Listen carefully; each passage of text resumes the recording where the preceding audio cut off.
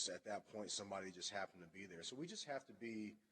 The conversation has been about, understanding when to take negatives and then understanding when to try to make a play. And it's a delicate balance. I mean, that's why there's a lot of pressure on quarterbacks. That's why they're the highest paid guys in the NFL. That's why they're the most trained and talked about position on the field, because they matter so much. And so we just want to continue, both of our guys that play quarterback, Jameer's just a junior, is coming back. So we just really want to sharpen those skills so that as we grow into the future, we're able to make better decisions and not put our team in bad situations. The offense, like I said, they did do a lot of really good things. 32 points. The screen game hit for a couple really big plays, including right before half with Shaw. Guys were getting open deep, and I think you all ran the ball as a team very, very well. So what were some of the things that you saw that you liked and are going to try to build on going forward? Well, I think we did do a lot of good things. I think Dace really reemerged. We thought we'd have that talent going into it, and with the high ankle sprain, and then as he came back, we kind of started him defensively until he got his confidence back. And so now you look at it going forward, you got two pretty dangerous backs back there with Shaw and Dietrich Beavers. And so really utilize them on the field both at the same time, and then be able to spell each other and no drop-off. Both of them, they have a lot of similarities, but they have some differences too. And so it just really makes us a little bit more dynamic in the things that we're able to do with those guys back there. And I thought our offensive line took another step. This is the first time in a couple weeks where we started the same offensive line multiple weeks in a row. And so they took another step into growing and getting better. Now, they had some negatives, like we all did, but they continue to fight and battle and compete, and all of those guys are coming back. We started a freshman, 2 sophomores, and 2 junior on the offensive line. And so there's a lot of promise in the future. We just have to kind of go through some of those growing pains right now. Yeah, you mentioned those growing pains, and you've talked a lot about how, you start one senior on the defensive side of the ball with Delmo now out. Your entire offensive line will be back next year.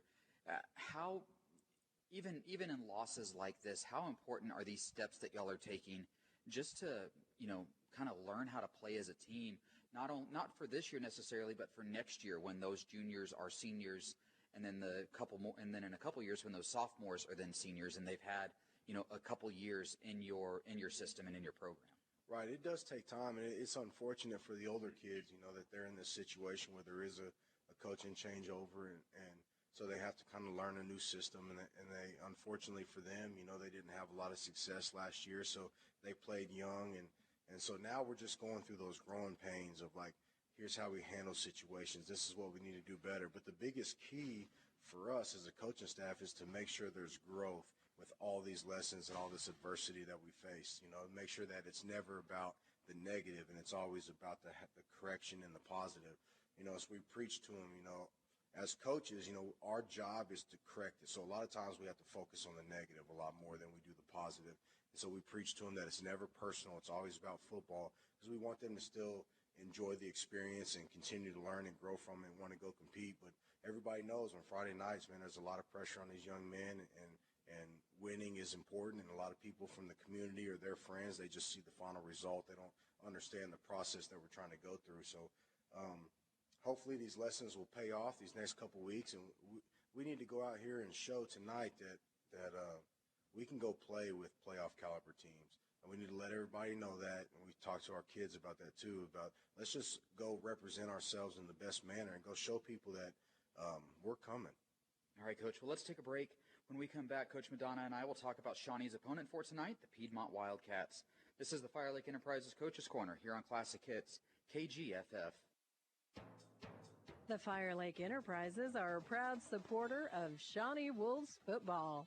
If you're hungry, we have what you're craving. Fire Lake Pizza, Fire Lake Fry Bread Taco, the Bistro inside Fire Lake Casino, the grill at Fire Lake Golf Course, and for something special, try Flame Brazilian Steakhouse inside the Grand Casino. Fire Lake Enterprises, backing the pack. The Fire Lake Enterprises are a proud supporter of Shawnee Wolves football. Shopping for groceries? Fire Lake Discount Foods in Shawnee, Tecumseh, or McLeod has everything you need. Fill up the car or truck at the corner store or the Grand Travel Plaza. And when the weather is great, there is no better place to be than Fire Lake Golf Course. Your Fire Lake Enterprises, backing the pack. Welcome back to the Fire Lake Enterprises Coach's Corner here on KGFF. I'm Chris Cox, and I'm joined by Shawnee head coach Jason Madonna. Coach, tonight your Wolves, y'all are back home taking on the Piedmont Wildcats. It's a short week for you, and after the last short week, you mentioned how you might make a couple of adjustments to how you prepare on a short week. Did you make any adjustments, and if so, what kind of adjustments did those look like? Absolutely. Well, this is actually the second time this season that we've playing an opponent coming off a bye week on a short week after a tough physical game. The last time we had a tough physical battle with Blanchard, then we had to turn around and play Bishop McGinnis on a Thursday night. It was a playoff, high-caliber team. This time, we had a tough battle down there in Lawton, turn around on a short week and play Piedmont, who's coming off their bye week. So one thing we did different is we really focused on recovery a little bit better throughout the weekend. It was fall break for us. So they were able to have a little extra time over the weekend to recover and rest and take care of their bodies. And then we really tried to focus on the competition of it all. We didn't change a whole lot game scheme-wise, game plan-wise. Like, we really just tried to fine-tune what we do well so that we're not trying to install on a short week. And we're really just trying to get more efficient at what we do and show them the picture that what we're going to see. This is going to be a hardcore physical battle. Piedmont likes to run the football. They do it really well, really efficiently. They fire off hard. Everybody that they got on the field enjoys blocking and likes the physicality. Same thing with their defense. The two interior tackles are big, huge bodies that fire off the football well. So we're in for a specific type of party, and we have to be prepared for that mentally. Yeah, you mentioned Piedmont coming off their bye, and like you said, the second time you've taken on a playoff caliber team coming off a bye. How tough is that for your team? Not just playing somebody coming off a bye, but doing so on a short week.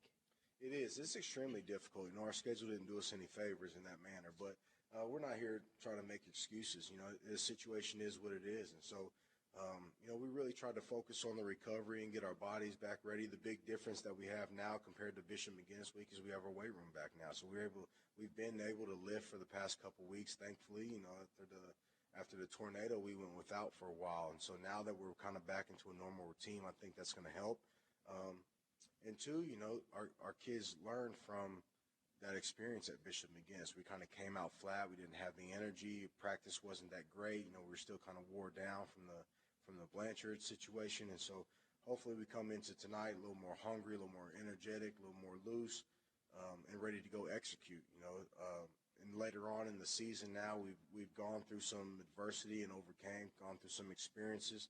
So we can use that. Our guys are a little older, a little bit more mature now, even if it's just a couple weeks or a month. But hopefully that'll play into our advantage now going through it the second time. You mentioned Piedmont and the physical party that y'all are going to have tonight. They're a triple option team. A lot like Ardmore earlier in the year, the Wildcats, they're just going to line up and they're going to run that triple option all game long unless you are able to jump out to a lead and force them out of that. But unlike Ardmore, Piedmont, they've been running this triple option scheme now for a few years. So what specifically can you tell us about Piedmont and this version of the triple option? Right. They do it really efficiently. Coach Hall, he's been around for a while, and every place that he's been, they have really efficient offenses doing this. So one thing that they do really well is they see what you're in and they make the right adjustment. We've seen it, throughout their time in 5A, what they did in the playoffs last year. So it's going to be very important for us to change the picture and to not let them get comfortable with what they're seeing for us defensively. And then we're going to have to play complementary football. The way that you can slow down a team like that is you have to be efficient on offense. We can't turn the ball over. We can't give them short fields. We have to score. We have to go on deep drives. We have to take advantage of our athleticism. And if we do that offensively, that helps our defense a lot. Because if you can put them behind the 8 ball where they can't stay on schedule, you give yourself an opportunity to put them in situations where they're uncomfortable. And then now when they're playing from behind, that's not necessarily what they want to do. Now you force them into maybe more mistakes than they're accustomed to. You mentioned, changing the picture on them. What exactly do you mean by that? Well, one thing this offense likes to do is they like to look at open gaps in your defense. So where's your defense line alignment to, and then attacking those open gaps with what they do with the dive and the pitch. And so for us, we have multiple different calls and multiple different fronts so that we have different alignments versus what they do. So that way they're not comfortable as far as saying, well, if you're always in, a 4-man front, 2s and 4s, then they know exactly where to attack. Or if you're always in an Okie front with 0s and 4 eyes and outside linebackers, then they know exactly where to attack. So your responsibilities defensively have to change a little bit with the fronts you go and like who's got the dive, who's got the pitch, so that way they can't exploit it as easily. Now they're going to make plays, they're going to bust big runs because they're good at what they do. But our biggest key is to make them earn everything that they get, rally, tackle, and then capitalize if they do make mistakes. Do you think, having seen the triple option earlier in the year against Ardmore, do you think that's helped your kids prepare more for this week's game? I think absolutely it does. I think it helps our scout team that they've done it before, and then it helps our defense that they've been in that situation before. The negative part about seeing a team like that is now Piedmont's kind of seen our original plan, and so that probably helps them, especially with 2 weeks to prepare for us. That gives them an opportunity to kind of see what we did, and so we have to be cautious of what our plan was versus Ardmore, and then the adjustments that we needed to make going into Piedmont, so they can't just exploit what we did there. Moving on to the Piedmont defense now. This is a physical team. They're giving up just over 15 points per game. What have you seen from Piedmont's defense? Well, the first thing is, they play really complementary defense to their offense. So their offense likes to control the ball, slow down the pace. Well, their defense likes to play coverage off, make you drive. And one thing that, high school kids will do is they'll make mistakes. Yeah. And so they kind of bank on that you're going to make more mistakes on your offense than their offense is going to make. And so what we have to do is when our athletes get the ball in space, we're going to have to make people miss and turn short completions into big explosive plays. They do a good job clogging up the middle with their two big bodies, 69 and 71. They do a good job of trying to force all your run game to the outside where their coverage is. And so what we're going to have to do is we're going to have to play some games inside with our blocking schemes to try to exploit that so that we can force their secondary defenders to kind of have to play multiple spots and have their eyes moving so they can't just sit back there and be comfortable. And then we're going to have to have yards after contact, and we're going to have yards after catch, and our quarterbacks are going to have to be efficient finding the holes in their zones and throwing the right type of ball and completing those. We're also, the biggest key for us offensively is not to be behind the sticks. We need to stay on schedule. We can't have cheap holding calls. We can't have misalignment penalties. Like, we can't have plays brought back. We have to stay on schedule in order for us to have success. You mentioned playing complementary football. Does that kind of change the way that you might typically call a game? Because when you're playing a team that is as physical as Piedmont with that triple option attack, one of the worst things that can happen, obviously, and you know this, it's to go 3 and out or to have quick drives unless you're getting into the end zone. So as a play caller, does that affect the way you call a game, knowing that, okay, we got to give our defense some rest? It could, but I think that plays kind of into what they want. They want you to press on offense, thinking that you have to hurry and go score so that your defense get on. But playing against these teams like this in the past, we just have to be efficient. Okay. We have to control our own pace and not let them dictate what we're going to do because we don't want to see on their offense. So that's not part of our plan. It doesn't change how we call it. We just want to, we live by a philosophy of we want to take advantage of space and athletes, and we want to make sure that we have put our guys in position to make plays, and we're going to continue to do that. We just have to go make them. We have to go execute at a high level, and then we can't hurt ourselves. And if we do that, we'll stay on pace, we'll stay on schedule, we'll get into the red zone, and, we either score touchdowns or we have an ultimate weapon in Red Nice where we can get points on the board. And so we need to sustain drives just like we always want to and go the length of the field and finish with kicks, whether it be extra points or field goals. So it sounds like then efficiency and eliminating those mental mistakes, those are going to be key for your Wolves tonight. Absolutely. Absolutely. All right, Coach, well, thank you very much and good luck tonight. Thank you. Go Wolves. This has been the Fire Lake Enterprises Coaches Corner. Don't go anywhere. When I come back, I'll have your countdown to kickoff as the Shawnee Wolves are back in Shawnee hosting the Piedmont Wildcats. This is Shawnee football here on 100.9 FM and 1450 AM Classic Hits, KGFF.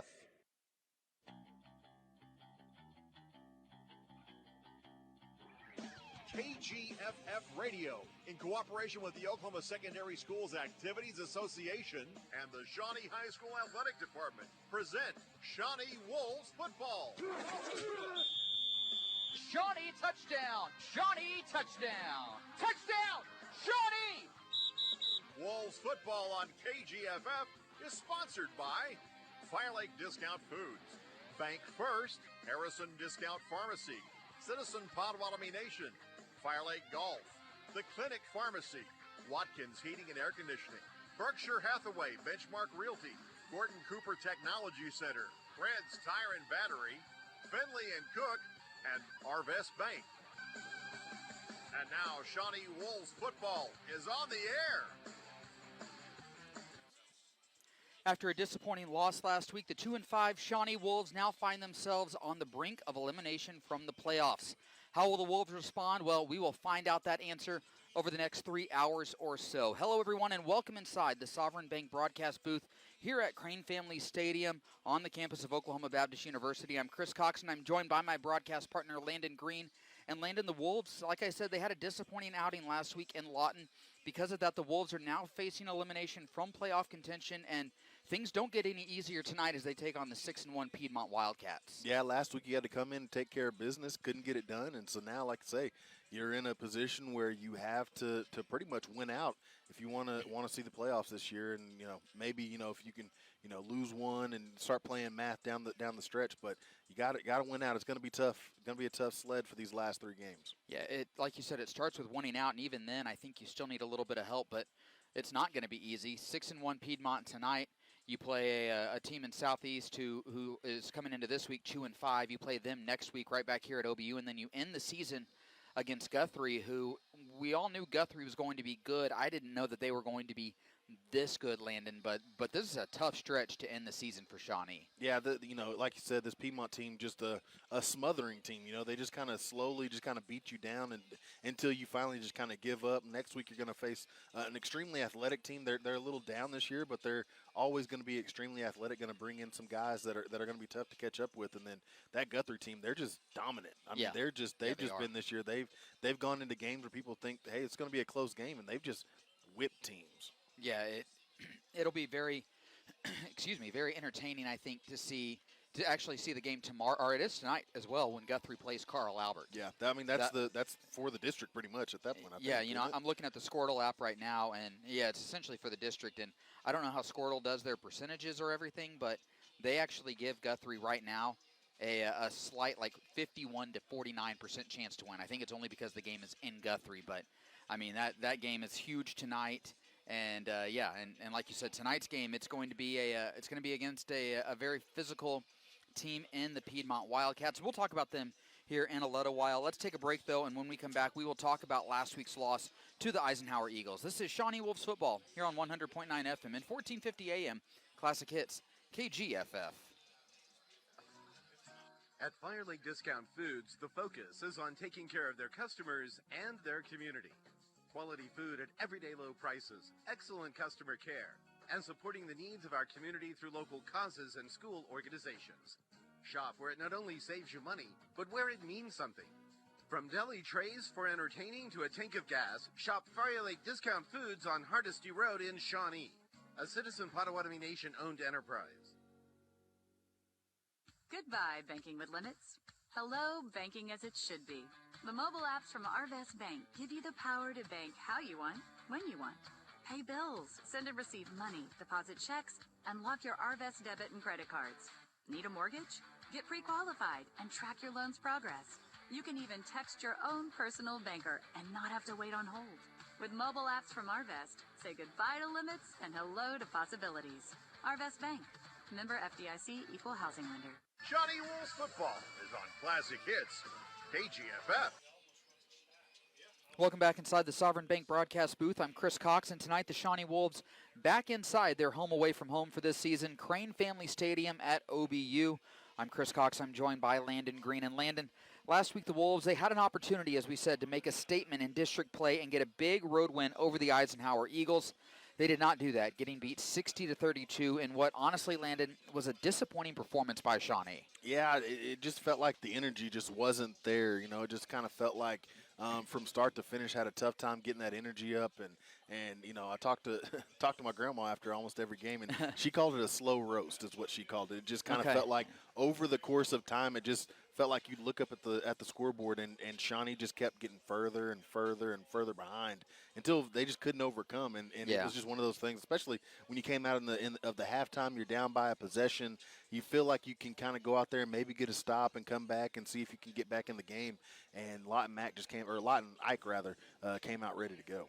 Yeah, they really did. That third quarter was absolutely huge. And really, Landon, third quarters have been brutal to Shawnee all season long. Shawnee getting outscored in the third quarter 76-13 on the year. They're just not doing a great job coming out of halftime. And as a former player, what goes into that? Is it, I don't think it's Coach Madonna and his staff not having these guys ready. But what goes into getting ready for after halftime? I think it's just one of those things where you just kind of got to stay loose. Unfortunately for the Wolves, usually your locker room's right off the field. Now you're kind of taking a little bit of a walk from the locker room to get down to the field here at OBU. So it's just kind of one of those things where maybe instead of going all the way to the locker room, maybe you try to get warmed up in that little grass area out there before you come out on the field, and just try to get them warmed up a little bit earlier. Usually you can stay in the locker room till about probably 5 or 6 minutes before the half starts, but maybe get them out a little bit quicker and try to see if you can get them warmed up, because right now, like you said, that third quarter, it's absolutely brutal this season. Yeah, and I wonder, too, how much of it is just, it's still a young team. Yes, a lot of these guys got a lot of playing time last year. This is still, though, a young team, predominantly with predominantly playing sophomores and juniors. Yeah, and that's always tough. It's tough to get those guys in the mindset, sometimes, and it takes a little bit of work. But they're still a team that you can definitely kind of mold and try to get them up and going. I think it's something that going forward, it's something that you're just kind of gonna have to look at as a coaching staff and see, look at different ways. Maybe go talk to some, go to some clinics and see if there's certain ways so that other coaches get their guys amped up. Getting back to last week's game against Eisenhower, the Wolves, they really couldn't escape the big play, and both that was on offense and defense, Landon. Eisenhower, they had 5 touchdowns of 25 yards or longer. 2 of those came off of pick sixes. Overall, Eisenhower had 6 plays of 25 yards or more, and they had 4 interceptions on the day. So really, Landon, for the first time, those big, momentous plays in a game hurt Shawnee. Yeah, it was just one of those things where the defense couldn't get off the field and the offense couldn't stay on the field. It just seemed like over the course of the game, you would see a defense that, for the most part, we've seen them get 4th down stops against Carl Albert. We've seen them get 4th down stops against Bishop McGinnis. We've seen them get 4th down stops against some tough teams this year, and they just couldn't get it done last week. And then you go on the offensive side, and, it was a little bit more of the same. But, after the first half, you're thinking, oh, hey, maybe they can move the ball a little bit better now. They've kind of figured it out, especially after the week before where, they played pretty really in that first quarter. And they just couldn't stay on the field. You got a defense that couldn't get off the field, and they're out there for most of the time, really dominating the time of possession, and it made it really tough on that Shawnee team. Yeah, and, both sides of the ball, they were really boom or bust. Defensively, Shawnee, they were backed up several times. They had to defend a short field, which that's not their fault. That's the offense right there. But they still gave up over 400 yards of offense, and they had a few busts that led to easy touchdowns, Landon. Yeah, and that's what really hurt them. You're talking about, like I say, a team that you're in the short field. You're already worried about, okay, we got to definitely stop these guys from getting in the end zone. And then you're so worried about that. You're so wrapped up in that you blow a coverage. And then that's what really hurt them last week was just those big plays, those big blown coverages. And it allowed Lott and Ike to really have a big game. The boom part for the defense, they did come up with 3 interceptions. They had 3 tackles for loss. They had a sack. So anytime you can do that, you're doing something right. And there were some things that they could build on from that defense. Yeah, hey, there are some good things. There were some good things. It wasn't all bad. And I think that's something that you've been able to take away from just about every game this season. You're talking about even their win against John Marshall. The offense didn't play great, but there were some good things to take from that win. There were some good things to take from the Bishop McGinnis loss. There's good things to take from it. Obviously you want to win, but yeah, last week, hey, you had some good things going for you. If you can compound those and start, bringing those in and trying to make more out of those, you're talking about the difference between, like, say, the next level and then the level up from the next level. Landon, putting yourself in defensive coordinator Mike Belich's cleats for a little bit, after the defensive performance featuring such, drastic highs and lows, what's your message to the defense this week, especially considering that we've seen them play great defense in the past? I really think that it's one of those things where, you're going to look at film from the last game. You're going to look at the Lot Night film and go, hey, okay, here's what this looked like. And then you're going to show them from a couple weeks before. You're going to show them from, hey, here's us against Blanchard. Here's us against Ardmore. Here's the things that we can do. Here's the good things that you guys do. Don't feel like you have to look at last week as the ultimate example of what you guys can do on the field. You guys have the ability to get this done, and I think it's just, trying to get them back in that mentality, especially after a game like last week. It can be demoralizing for a defense that has, not struggled that bad all season, and it just kind of fell apart on them. And so you're just trying to get your guys back and get them mentally prepared. Yeah, offensively, it was also another boom or bust kind of effort. I mentioned the 4 interceptions that Shawnee threw, but they still had 457 yards of offense. They had 2 touchdowns of over 30 yards. I mean, what did you see from this offense that you think Shawnee could build off of? I just think that the pressure might have got a little bit too big when it came time to get back into the game. It was not necessarily what they did, it was when they did it. It's like, hey, congratulations, you guys played an outstanding game in most nights, but when you needed the touchdown, when you needed the long drive, you didn't get it done. You struggled to get the ball down the field. You turned the ball over, and when you did turn the ball over, it always seemed to come out in points.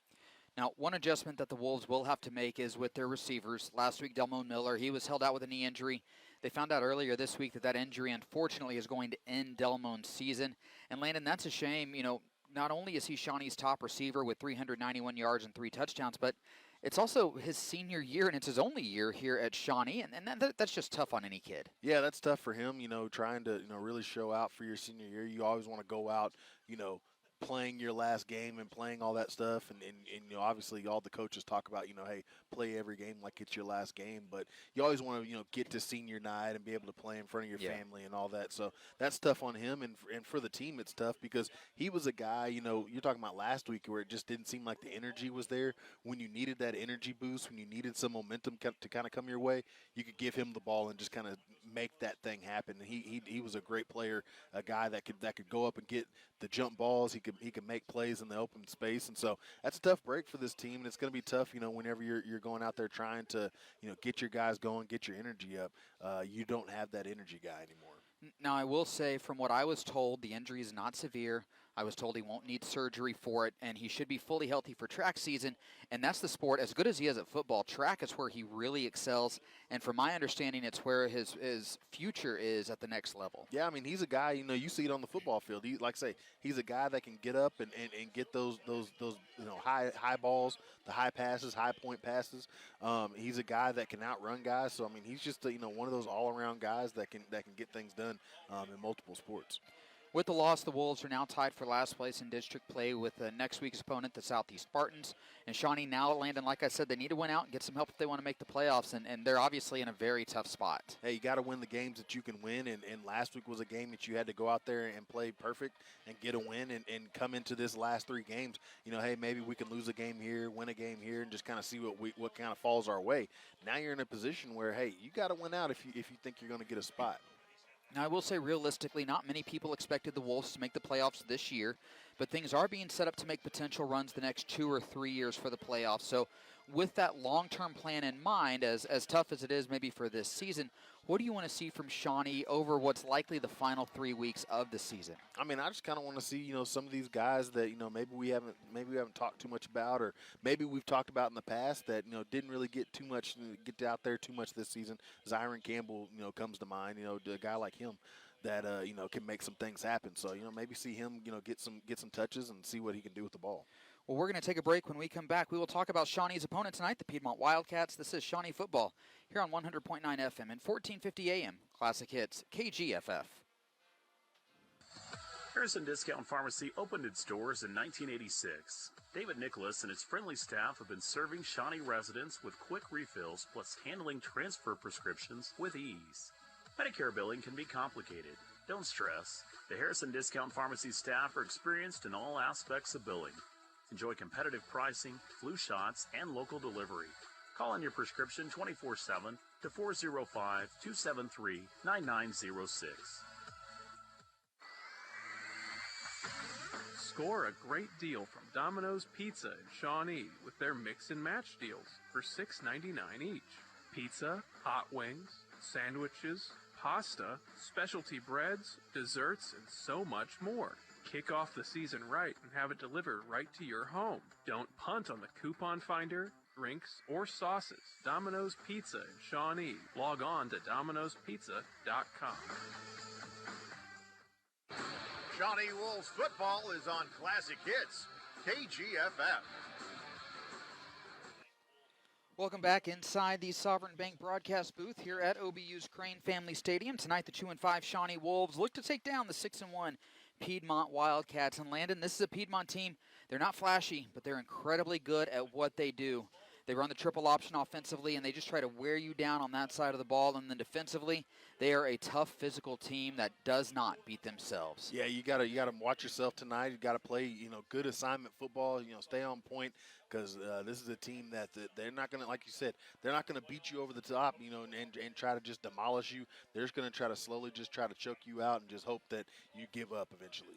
Yeah, I think Coach Madonna in the coach's corner described this as a physical party. He goes, every game is a party, and there are different kinds of parties, and this is a physical party tonight. Yeah, this is definitely one of those games. I mean, it's something that you're going to have to go in and really watch yourself. Like, say, whenever you go out there and play, and the defensive and offensive fronts are going to be extremely important tonight in the game plan if you want to come out of here with a win. Looking more specifically at that Piedmont offense, Piedmont runs the triple option. It's very similar to the triple option that Shawnee saw earlier this year with Ardmore. The difference is that Piedmont's been doing this now for several years under head coach Jeff Hall, and they do it incredibly well. Shawnee's really going to have to be sound on their assignments tonight to stop the Wildcats. Yeah, there's a lot of movement in the backfield. A lot of times, it's a quick handoff that you just got to be prepared for, and it's not the easiest offense to prepare for at all, because your guys on the scout team have never run it before. Nobody runs this type of offense at this level, and they definitely don't run it as dominantly as Piedmont does. The key to stopping the triple option, Landon, it's getting the Wildcats into those obvious passing situations. And I believe in the coach's corner, head coach Jason Madonna said Piedmont quarterbacks have attempted like 27 total passes throughout the first 7 games. And roughly half of those came against Guthrie when they were behind. So, Landon, how do the Wolves get Piedmont into those passing situations? I mean, it's just a matter of, hey, up front, you gotta get a hat on a hat, see if you can keep those combo blocks, those double teams from getting to the next level, and then those linebackers really got to be flowing tonight. They got to be moving. They've done a great job all season of moving on the field, being where they need to be, being in the right position, and making the plays that they need to play. Tonight is penultimate game where you have to absolutely do everything perfectly on that side of the ball at that position if you want to get them into those long down situations. The triple option, they are headlined by their running back, Cannon Wood, 6'2", 220 pounds. He's just a bruising back, Landon, that wears defenses down. And then you get those quick halfbacks on the edge like Jaden Fuston, who can really beat defenders to the edge, and if they get out there, they can outrun you. Yeah, I mean, like I say, you get those guys up the middle, they just, they crack you in the head a couple times. It gets real tough on you, and then, like you said, you got to occasionally just pull those guys out that got the speed, and it's just it's a recipe for disaster for most teams when they go out and play Piedmont. Defensively, Piedmont, they are very tough, and they do not make mistakes. The Wildcats will give up some yards, but they aren't going to give up the big play. Wildcats are going to depend on opposing offenses to make mistakes, so Landon Shawnee's going to need to be patient tonight and really try not to press the issue offensively. Yeah, just let the game come to you, make the plays, stay on schedule, and just try your best to keep that ball moving down the field. Shawnee will need to make some changes offensively, like we were saying, due to injuries, and we'll talk more about that during the injury report. We already mentioned that Shawnee is going to be without Delmone Miller. Shawnee also likely without Jameer Owens tonight. He's dealing with some elbow soreness. Coach Madonna said he's going to be available if needed. We saw him warming up down there, but it's likely going to be Zyron Campbell's show tonight unless something has changed since I talked with Coach Madonna. So what kind of changes with Zyron Campbell does that bring to the offense as they play this tough Piedmont defense? I mean, you're probably going to run the ball a lot more. I mean, you're probably just going to try to get it out of his hands as much as possible as he's still, trying to learn how this offense sort of runs from a game time perspective. But, outside of that, you might even see him, get to kind of let loose just a little bit. You're probably not going to see the complicated plays. You're not going to see complicated routes run. It's all going to be pretty simplified tonight for Zion as he gets his first start of the season. And so, we'll see how that goes. But, yeah, I mean, it's going to be simplified. They're going to try to get the ball in their playmakers' hands quickly and just let their guys do the rest of the work. Yeah, I mean, Zyron, though, he has been the backup all season, so he should be familiar with the playbook. He plays a lot at wide receiver, so he knows the route combination. So, I think you're right. They might try to maybe pare things down a little bit. But one thing I think where Zyron can excel, Jameer's really good in the run game, but Zyron is fast. Jameer might be a stronger runner. He's a little bit more stoutly built at about 5'10" and 190 pounds. Zyron 6'2", 190 pounds. So Zyron a little more lean. But, man, Zyron is lightning quick, and I wouldn't be surprised to see a little bit more of kind of that true option game with the quarterback and the running back. Oh, yeah. No, it'll definitely be something that, hey, you just try to lessen the decisions he has to make. I think it's one of those where, instead of, hey, you got to read the defense or read your options. It's like, hey, here's an option, here's an option, here's an option. Just throw it to one of them. And then, like you said, in that option game, hey, he knows how to run that because he ran it last year. Right. So he's got a better better grasp of it than most people would coming in for the first time. And so, yeah, I mean, you're going to be looking at him to really have less decisions that he has to make once he's out there, and he's a guy that can make the plays when he needs to.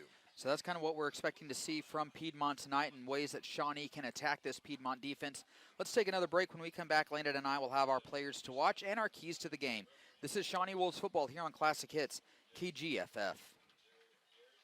Buying or selling, you can count on Berkshire Hathaway Home Services Benchmark Realty to be your real estate advisor, negotiator, and trusted professional for all your real estate needs. We believe every client deserves a knowledgeable, well-trained agent to represent them.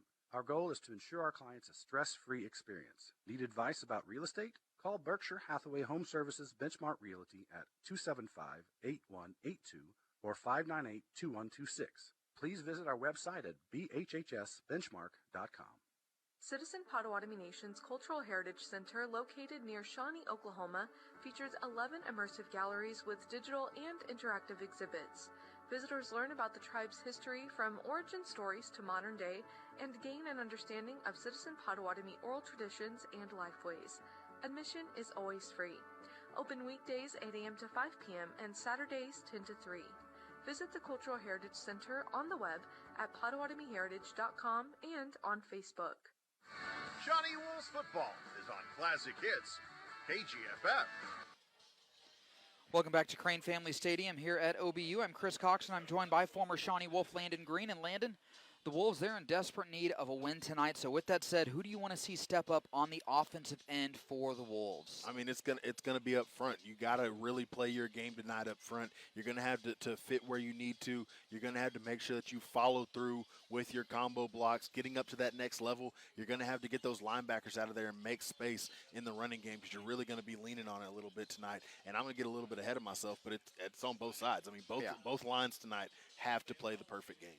Yeah, you mentioned that offensive line probably leaning a little bit more heavily on the run game tonight, and that's where I'm going. I'm going with the running backs, Dietrich Beavers and Dace Shaw, both of them. We've seen Beavers be effective all season long, and last week for the first time we really got to see what Dace Shaw can do as a running back, and with that 1-2 punch between Beavers and Shaw.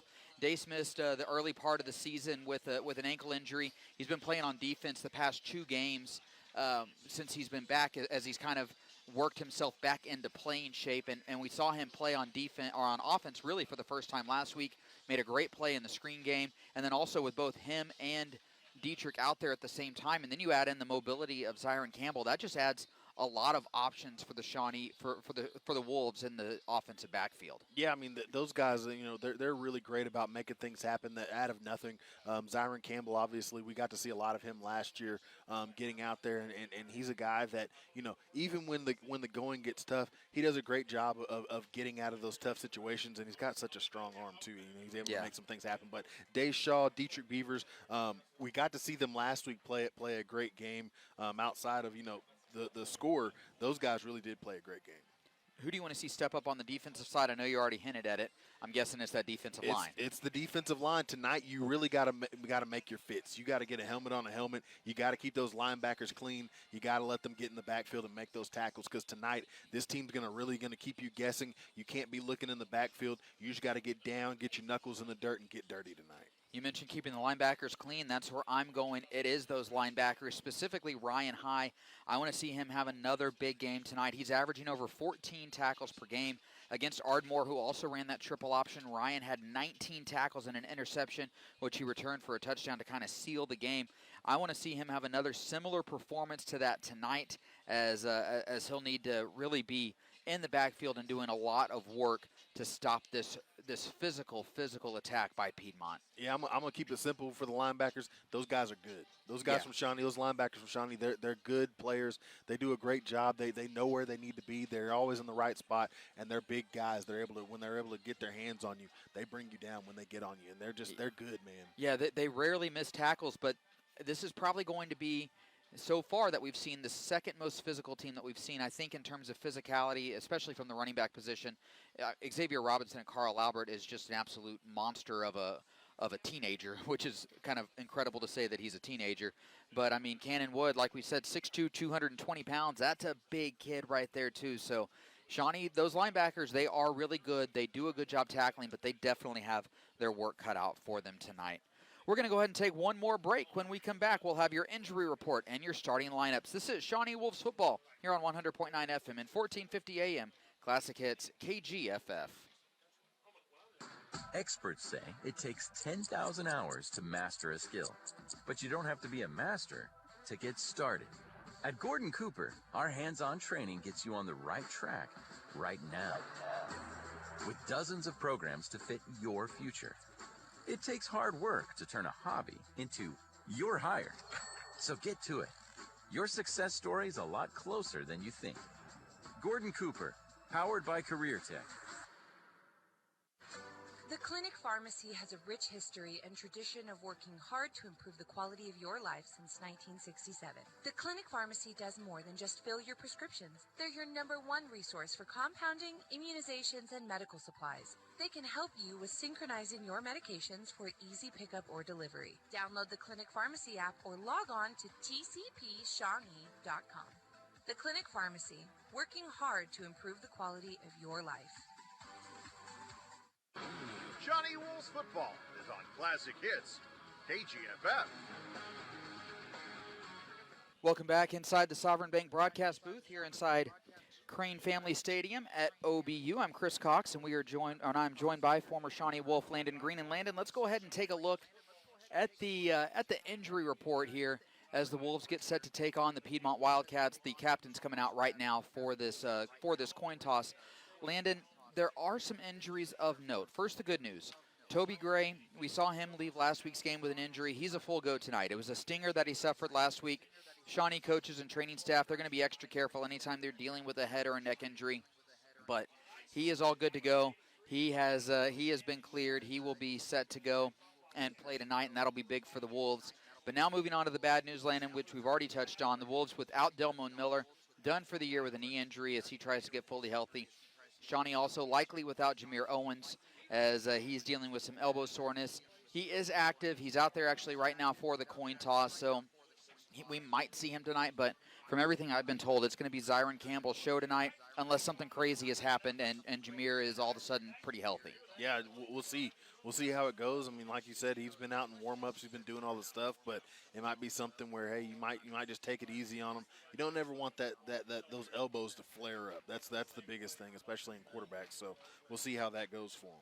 We're going to take one final break. When we come back, we'll have your starting lineups and your opening kick. This is Shawnee football here on KGFF. Golf tip #1 is to relax and have fun. Fire Lake Golf Course is the perfect place to soak up the outdoors with friends and family. Golf is a great way to challenge yourself no matter your age.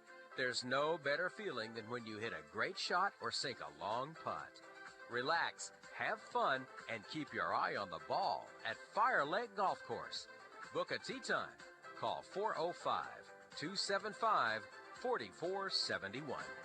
Aquamation, Oklahoma's first and only advanced green technology in water-based pet cremation.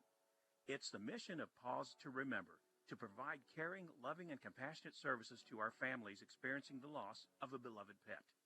When it's time to cross that rainbow bridge, Pause to Remember can provide the services you need. Call them at 405-695-006 or stop in at 5106 North Harrison. Pause to Remember, a service of McElroy and Owens of Shawnee. Shawnee Wolves football is on Classic Hits, KGFF. Welcome back inside the Sovereign Bank broadcast booth here at OBU's Crane Family Stadium. Piedmont is running out on the field right now. Shawnee getting set to run out on the field. So with that, let's take a look at those starting lineups for you. First off, for the Shawnee offense, this is the projected starting lineup for the offensive line. At left tackle, a 5'10", 285-pound sophomore, number 66, Kendall Gillum. At left guard, a 6'3", 210-pound junior, number 75, Warrior Squire. At center, a 6'1", 265-pound freshman, number 63, Brody Oliver. At right guard, a 5'10", 235-pound senior, number 62, Harvey Villa. And at right tackle, a 6'6", 290-pound sophomore, number 78, Jaquan Evans. At receiver, number 1, Ejon Thomas. At receiver, number 4, Keno Citizen. And at wide receiver, filling in for the injured Delmon Miller, number 84, Darren Sheeter. At fullback for the Wolves, number 25, senior Quentin Trapp. At running back, junior, number 20, Dietrich Beavers. And at quarterback for the Wolves, sophomore, number 6, Zyron Campbell. And now here's Landon with the projected starters of the Shawnee 4-3 defense. At defensive end, junior number 11, Toby Gray. At defensive tackle, junior number 60, Rayson Campbell. At defensive tackle, freshman number 73, Logan Skelton. At defensive end, junior number 80, Demario Joyner. At outside linebacker, junior number 10, Ryan High. At inside linebacker, senior number 40, Jason Hare. And at outside linebacker, sophomore number 16, Jaden Smith. At corner, sophomore number 6, Zyron Campbell. At the other corner, junior number 20, Dietrich Beavers. At safety, sophomore number 23, Lance Williams. And at safety, junior number 24, Dace Shaw. Handling the punting duties for Shawnee tonight, number 23, Lance Williams. And handling the kicking duties is junior number 31, Rhett Neeson. As we get set for this opening kick here, Landon, what's better than listening to Shawnee Wolves here on KGFF? I don't know. You tell me. It's listening to Wolves football on KGFF while you eat some Domino's pizza. And right now, you can get 20% off your entire Domino's order by using the coupon code 1126. That's 1126 for 20% off your entire order, only at Domino's.com. Landon, it looks like the Wolves will be kicking off to start this game. They will be kicking from left to right as Rhett Neese has the ball teed up at the 40-yard line, and we are getting set to get underway here inside Crane Family Stadium. There is the kick from Neese. It's underway. It is a good kick. It will be taken at about the 10-yard line by number 4. That is Shelton. Shelton going up the sideline, breaking some tackles. And Shelton, a big return across midfield, and he's finally run out of bounds by number 21, Dawson McDaniel, but not until he gets into Shawnee territory all the way up to the 47-yard line. Yeah, had a whole lot of space up the sideline, able to get some movement up there. There wasn't a whole lot of room, and once he got up there, though, he found that space and then was able to make a couple of guys miss and get it on the other side of the 50. Out comes Piedmont and their offense, their triple option offense, as the Wildcats come out. Under center is number 14, Joshua Mars. He'll turn around, hand off to Wood. Wood goes up the middle. Wood's wrapped up. Gains about 5, though, as he's able to fall forward. Yeah, and again, this is going to be tough. That defensive front's going to have to get in there and really mix it up in there and get down and dirty if they're going to want their linebackers to get back there and get the stops. Ryan High, his first tackle of the game, as he gets down to the 43-yard line. Wood did, so a gain of 4, makes it 2nd down and 6. Another handoff goes to Wood. Wood is hit immediately, still fighting forward, though. Man, Wood is just so strong. He was hit right at the line of scrimmage by Jason Hare, and then Dace Shaw came in and finished it up, but Wood was still able to pick up a few yards and make it 3rd down and 2. Yeah, this is a guy that you're going to have to get a lot of guys on, get all your blue guys in there and be able to bring them down. Piedmont also huddling up, something we don't see very often. 3rd down and 2. Number 14, Mars, goes under center, turns around, hands it off to Houston. Houston going around the edge. Houston hits that hole, and he gets tripped up. Dace Shaw with the tackle, but a 1st down for Piedmont down to the 30-yard line. Yeah, it's going to be a tough one. Like I say, they keep you guessing back there. They hand it off. They give it to the bruiser. A couple handoffs to the bruiser lets them kind of get in there and bang you up a little bit, and then they hand it off to the speedy guy, get it out to the edge, and just try to get it out on the side of you. Yeah, and they ran that speed play right there almost as more like a true end around, which you don't see very often out of the triple option. Yeah. Mars under center. They'll turn around, hand off to Wood. Wood trying to get to the edge. Wood finds a hole, and Wood is tripped up by Dietrich Beavers, but he's able to get the first down as he gets down to the 19-yard line. Yeah, and right there you see a couple of I don't know what happened down there, but a couple of the defensive linemen were kind of swimming out of a move, and they kind of swam out of the play there. You don't want to end up with your back to the play. This is, like I say, this is something you just got to keep your head down. You're not worried about making the play on that defensive front. You're just worried about kind of making it difficult on those offensive linemen. 1st and 10 for Piedmont at the 18-yard line. And they'll turn around, hand it off to Wood again. Wood breaking a tackle. Wood at the 10-yard line. Wood's going to try to muscle his way in, and he does, and that will be a touchdown for Piedmont as Cannon Wood takes it 18 yards for the score. And Piedmont on top first as they march 47 yards down the field in about 5 plays to score this opening touchdown. Yeah, just a whole lot of space, and right there you get to see kind of the patience of Wood as he kind of gets up there, and usually you see guys kind of diving at their feet from Shawnee and they're able to knock guys down. He kind of just waits on things to happen. Once they dive at his legs, he pushes them down, and then it was pretty much just open field from there. Noah Ward on to attempt the extra point. His kick is up, and that kick is good. So with that, it is now 7-0 in favor of Piedmont as the Piedmont Wildcats take that lead, and Shawnee trying to answer back here on this opening drive, Landon. Yeah, we'll see what Shawnee can draw up here on offense. It's going to be tough. Like I say, you got to see the physicality on that drive from Piedmont on offense, but now you get to see the physicality coming from the other side. So it's going to be interesting to see what Shawnee can draw up, what they can come up with, and see if they can answer the call here on this drive. So we will see what the Wolves can do. As, again, they will get the ball here in just a little bit off this kickoff. And, Landon, that was a relatively easy drive for Piedmont. And I think one thing that, you saw from Piedmont, too, is that while they're under center and they have that triple option look, a couple of those handoffs, they weren't the quick handoffs to the fullback like you see with Cannon Wood. He was actually lined up kind of in a more traditional running back stance, and the quarterback came out and had to do a little turn to hand it off to him, and it almost looked more a little bit like, what they call pro-style football. Yeah. I mean, we'll see if there's going to be more of that tonight. Maybe there's something that they saw with this Shawnee defense that maybe they can try to exploit. Ward has the ball teed off. He gets set to, it looks like, pooch it away here as Shawnee brings their guys up, and it is a pooch kick. And it will bounce, and it will be fielded by Beavers at the 19-yard line. Ducks under one guy. Beavers spins away from another. Beavers trying to get to the edge, and he's going backwards, and Dietrich is going to lose yards. Lose about 2, and Shawnee will start at the 17. Yeah, right there. I think, just trying to let the ball run out of bounds. It didn't go out of bounds, and just had to pick it up with a bunch of white hats around him. So we will see who comes out at quarterback for Shawnee. Looks like he got an injury on the far side of the field. There is an injured Piedmont player on that far side. You are correct, as the training staff looks at him. So, Landon, what are you wanting to see from Shawnee on this opening drive? I mean, I'm just wanting them to see them go out there and stay on schedule. Just keep the chains moving, stay in front of the chains, and just try their best to don't stall out now. Especially after a quick score from Piedmont, you got to let your defense get a breather before they get back out there. Piedmont has a couple of big guys along that defensive front, though, that they're going to be tough to move. Jordan Fuston, number 69, he's out there. He's 5'6", 300 pounds, as he is a short but stout guy. And then you have number 71, Jesse Knapp, 6 foot, 300 pounds as well. Both of those guys out there for Piedmont as the injured Wildcat player is up and walking off the field.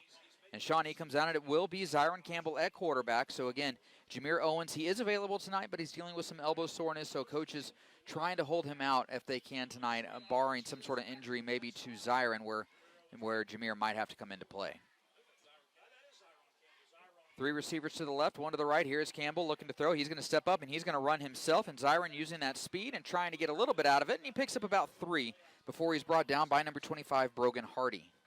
Yeah, right there, just a simple play, get a few yards, and a smart play by him. You know, you see those young guys try to get those extra yards. He knows that he's got to be out there tonight, so preserve the body, get down to the ground. And one thing, too, with Zyron, he's played a lot of football, so he knows what it feels like to get hit. It's not like he's coming in, getting his first action in a few weeks and kind of needing to feel that first hit. He knows what he's doing. So 3 receivers to the left, 1 to the right again. Beavers in the backfield with him. High snap, quick throw. That is going to be caught by Toby Gray, and Toby Gray goes up the middle, and he gets the first down.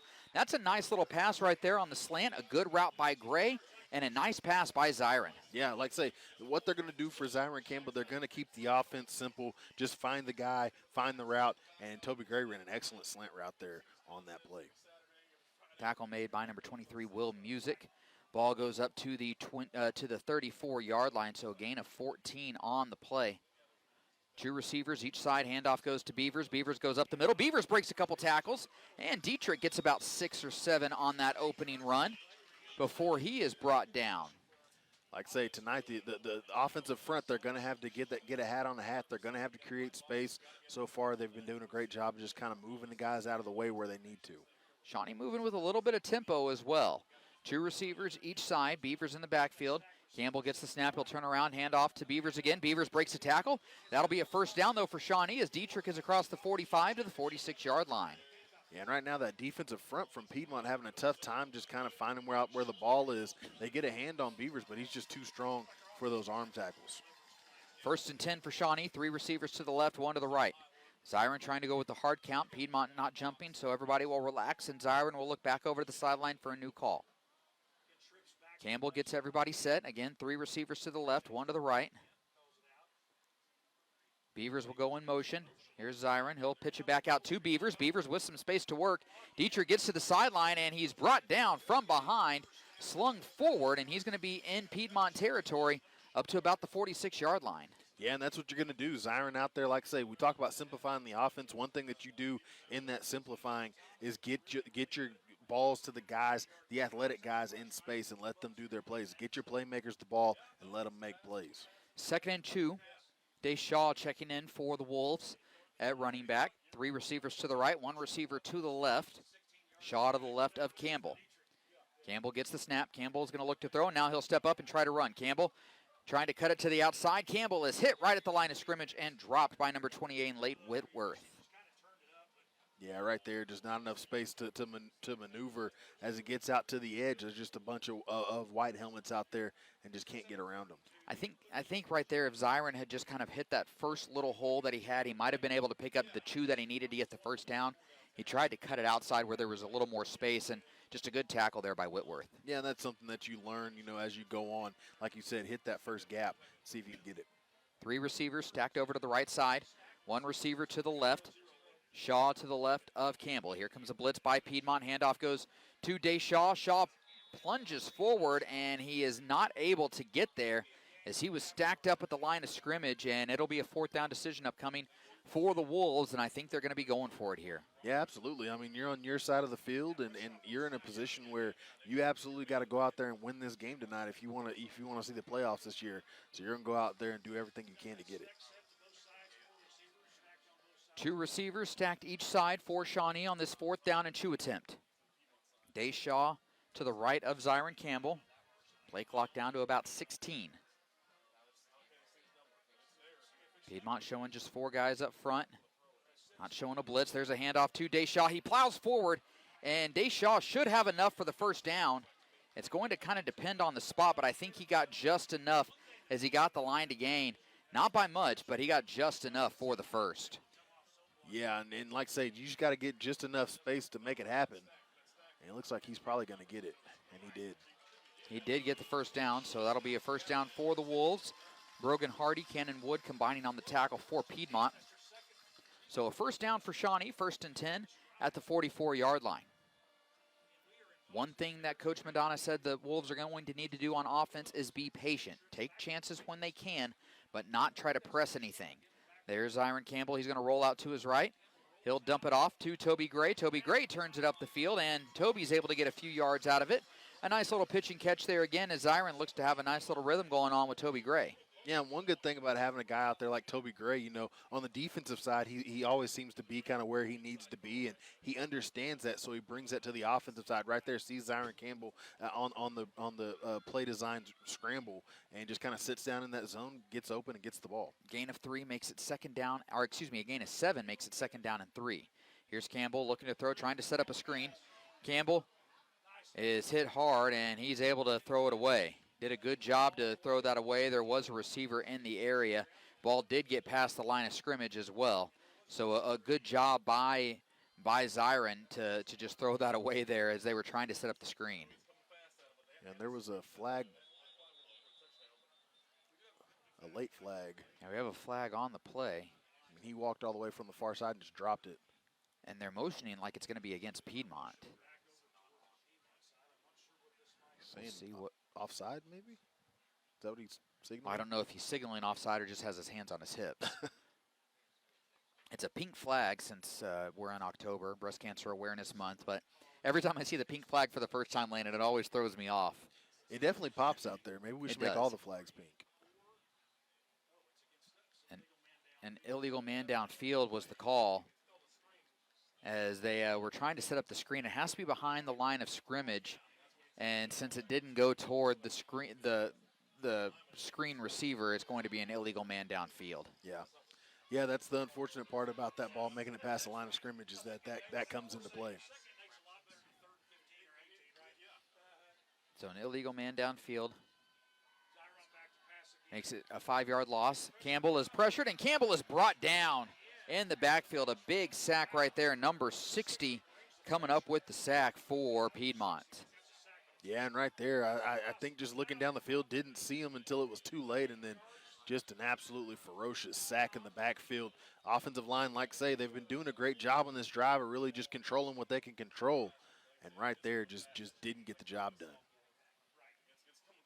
So that was a big loss on the play all the way back into Shawnee territory at the Shawnee 49-yard line.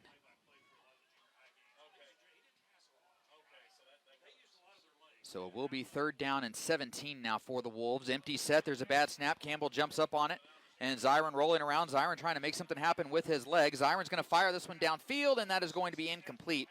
Trying to hit Toby Gray, but we have a flag coming from the secondary, and that should be good news for the Wolves where that flag was thrown, Landon. Well, I think, Toby Gray trying to adjust to where the pass was going, he might have gotten held right before that pass was thrown. I think we might have, if not a pass interference, definitely a defensive holding. Either way, it'll be an automatic first down, and that's huge for Shawnee.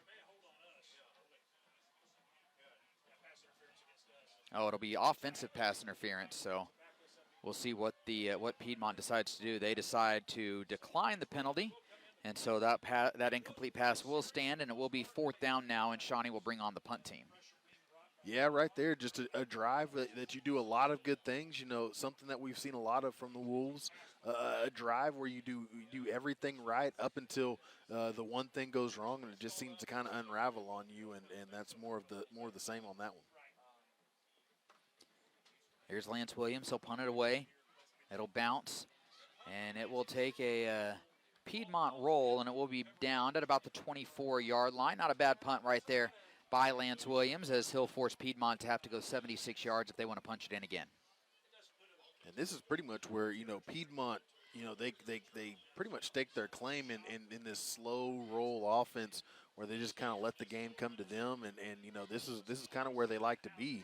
But if you're Shawnee and you're this defense, they've done a great job in most instances this season of getting off the field in these long yardage situations. 4:14 to go here in this first quarter of play. Piedmont coming out in their triple option set with one wingback on each side, one wide receiver to each side. Handoff goes quickly to Wood, and Wood hit right at the line of scrimmage, able to fall forward for a couple of yards. But a good play, number 60 for the Wolves, Rayson Campbell, coming up with a big hit. Yeah, and right there, Rayson, a great job just kind of getting his head down, moving those guys out, and just kind of sitting in that hole and waiting on Wood to get up on them. A gain of 2 on the play. Obviously, you want to keep Piedmont behind the chains as much as possible, and holding them to just a 2-yard gain is a good start. 2nd and 2, same formation for Piedmont. And it will be a pass play now as they're going to try to hit one deep, and that'll be incomplete. Lance Williams in coverage, trying to hit number 6, Jackson Elliott. And that pass from from number 14, Joshua Mars, just did not have the distance to get there. And 3rd and 8, Landon, this is the situation Shawnee wants to be in. Now they have to capitalize. Well, you saw it there. I mean, we talked about how not used to passing this Piedmont offense was, and right there, I mean, just the ball went about 30 yards off base. So, we'll see. This is a situation that you wanted to get in, this 3rd and long situation. You get a chance to get a stop here and get off the field. We'll see what Piedmont can draw up here, but that pass, a little rough. 3rd down, 8 for Piedmont. Ball at the 26-yard line. Wolves trying to get off the field. There's a handoff, and no, it's going to be a pitch to the outside, and that'll be a 1st down for Piedmont as they were able to pitch it out to Jaden Fuston. They ran that option perfectly with Reed Smith faking the initial handoff, Fuston getting the pitch and then getting the 1st down. Yeah, and that's where they live. They just did a great job just kind of moving the ball around. A couple of fake handoffs got Shawnee off base. And, like I say, you got to stick to your assignments. And right there, Shawnee just wasn't where they needed to be. And Piedmont's able to get the 1st down. A gain of 11 on the play. Lance Williams on the tackle. Same formation. Turn around. They'll hand the ball off. And it is Smith. Smith trying to get to the outside. Smith gets a 1st down. And Smith with a big gain before he's escorted out of bounds by a trio of Wolves up across midfield to the 45-yard line. Yeah, and right there, just like I say, you just take what you can get, and you can see what Piedmont's philosophy is right there is, he gets out in open space and doesn't really fight for more yards. Hey, get out of bounds and let's keep it moving. 1st and 10 for the Wildcats. Ball at the 45-yard line. One receiver to the right side for Piedmont as they go heavy set. And they'll turn around, hand the ball off to Wood. Wood trying to get to the outside. Wood stiff arms, but he is brought down from behind. A nice tackle there. Toby Gray making the stop. Yeah, ferocious stiff arm. A great job by Toby Gray to hang in there and bring him down. Gets about 3 to the 42-yard line. Game clock already down below 3 minutes here in this 1st quarter. When you have a team that runs as much as Piedmont does, these quarters can go by pretty fast. One receiver each side, one wingback to each side as well. There's the handoff, and that is Wood again. Wood running over guys, and Wood getting the 1st down across the 35 down to the 34-yard line, brought down by Day Shaw. Yeah, and again, Piedmont doesn't need a whole lot of space. They just see what they can get, and then once a guy like Wood gets in there and kind of makes that first contact, and then he starts pumping those legs, just makes it tough to bring them down. Timeout taken by Shawnee. We will take it as well. 2:16 to go here in this 1st quarter. This is Shawnee football here on Classic Hits KGFF. Fred's Tire and Battery is locally owned and proudly serves Shawnee and the surrounding area. With 2 locations, you get fast professional service. Fred's offers alignment, oil changes, and a complete line of batteries, all proudly made in the USA. Plus Firestone, Bridgestone, and Mastercraft tires. The next time you need service on your car or truck, be sure to stop in Fred's Tire and Battery. 2 convenient locations, 16 West Highland and 2533 North Harrison. Your one-stop, on-the-spot auto service headquarters. Hey, Shawnee fans, Finley & Cook CPAs is proud to be part of the Wolves Pack for over 75 years. From the heart of Shawnee, Oklahoma, we've seen legends rise and unforgettable moments shine on the field and court.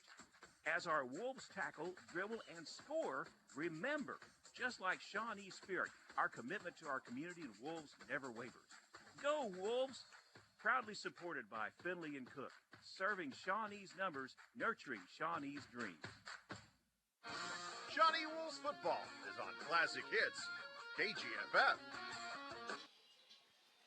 Welcome back inside Crane Family Stadium here at OBU. Chris Cox alongside Landon Green. Shawnee trailing Piedmont 7-0 right now. Piedmont moving the ball down the field again with a 1st and 10 at the 34-yard line in Shawnee territory. There's a handoff on the little sweep to number 1. That's Reed Smith. And Smith actually has, number 7, Micah Rocco. And Rocco is able to get the 1st down before he's dropped by Kiefer Landis. But a 1st down again for Piedmont as they are just running the ball incredibly efficiently here tonight. Yeah, hey, give it to one guy, give it to the next guy, give it to the next guy. It's tough. It's a tough offense to prepare for, 1, because there's so many weapons over there, but 2, it's just tough to get your scout offense to be able to run that. 1st and 10 for Shawnee, ball at the for Piedmont with the ball at the 23-yard line. Handoff goes to Wood. Wood goes up the middle, and Wood breaking tackles, and Wood being dragged down finally by Dietrich Beavers. down to the 5-yard line. A big run right there by Cannon Wood. And I think the biggest thing, that you just don't see a lot of from teams that run balls like this, they've done a great job of not getting penalties. They've got the great runs, but, you don't see the ball coming back too often against this Piedmont team. Well disciplined. Yeah, you don't see the holding penalties that you see a lot of. You don't see even guys jumping offside. Those linemen, they like to fire off the ball when they're run blocking, and you don't see them doing that early. And there's a handoff to Houston. Houston is able to get to the edge and get into the end zone for another Piedmont touchdown. And Landon, this run game for Piedmont is just doing exactly everything that they want to do right now. And they now lead 13-0 with the extra point pending. Yeah, you're able to control the clock. And one thing about it is it happens so quickly that you really got to make some quick adjustments out there. And this Shawnee team just having a tough time, making those adjustments. Ward on to attempt the extra point. Kick is up, and the extra point is good. So the extra point by Ward is good, and it is 14-0 in favor of Piedmont with 1:15 to go here in the first quarter. Landon, the Wolves offense, they're about to come out for their second drive. They had a good thing going that first time until a couple of penalties set them back, or a penalty and a sack set them back. So they need to kind of get back into that flow, but they were doing some good things before that happened. Yeah, I think for them, it started with, it seemed like at some point you stopped trusting your ability to get things done. So you're talking about on that screenplay where you get the illegal man downfield or an ineligible receiver. The screen was there, but you have offensive linemen just kind of sitting there waiting on things waiting on the ball to get there. It's like, hey, go ahead and go block the guys that you need to go block. The ball's going to get where it needs to go. Trust that you're going to do your thing and let everybody else do their thing. We had a coach at OBU. He told us, hey, do your 111th. If everybody does their 111th, everybody's doing their part, you can have a full team doing everything right. And that's what these guys are going to have to start doing. They're going to have to start trusting themselves and trusting their ability to get the job done. There's Ward with the pooch kick. It will be taken by Landis. Landis is going to be spun down, and he gets a few yards out of it as a helmet comes flying off. I think that's Quentin Trapp's helmet that came flying off. So Shawnee will take over with a decent field position, Landon, at the 33-yard line. Yeah, I mean, hey, let's see more of what happened on that last drive. Let's see the good stuff that happened on there. Let's see the execution that happened on there, and let's see what these guys can do. See if they can then shore up the mistakes that they made and go in there and get a score. 1st and 10 for the Wolves. Ball at the 33-yard line is where they actually spot the ball. So ball at the 33, 1st and 10 for Shawnee.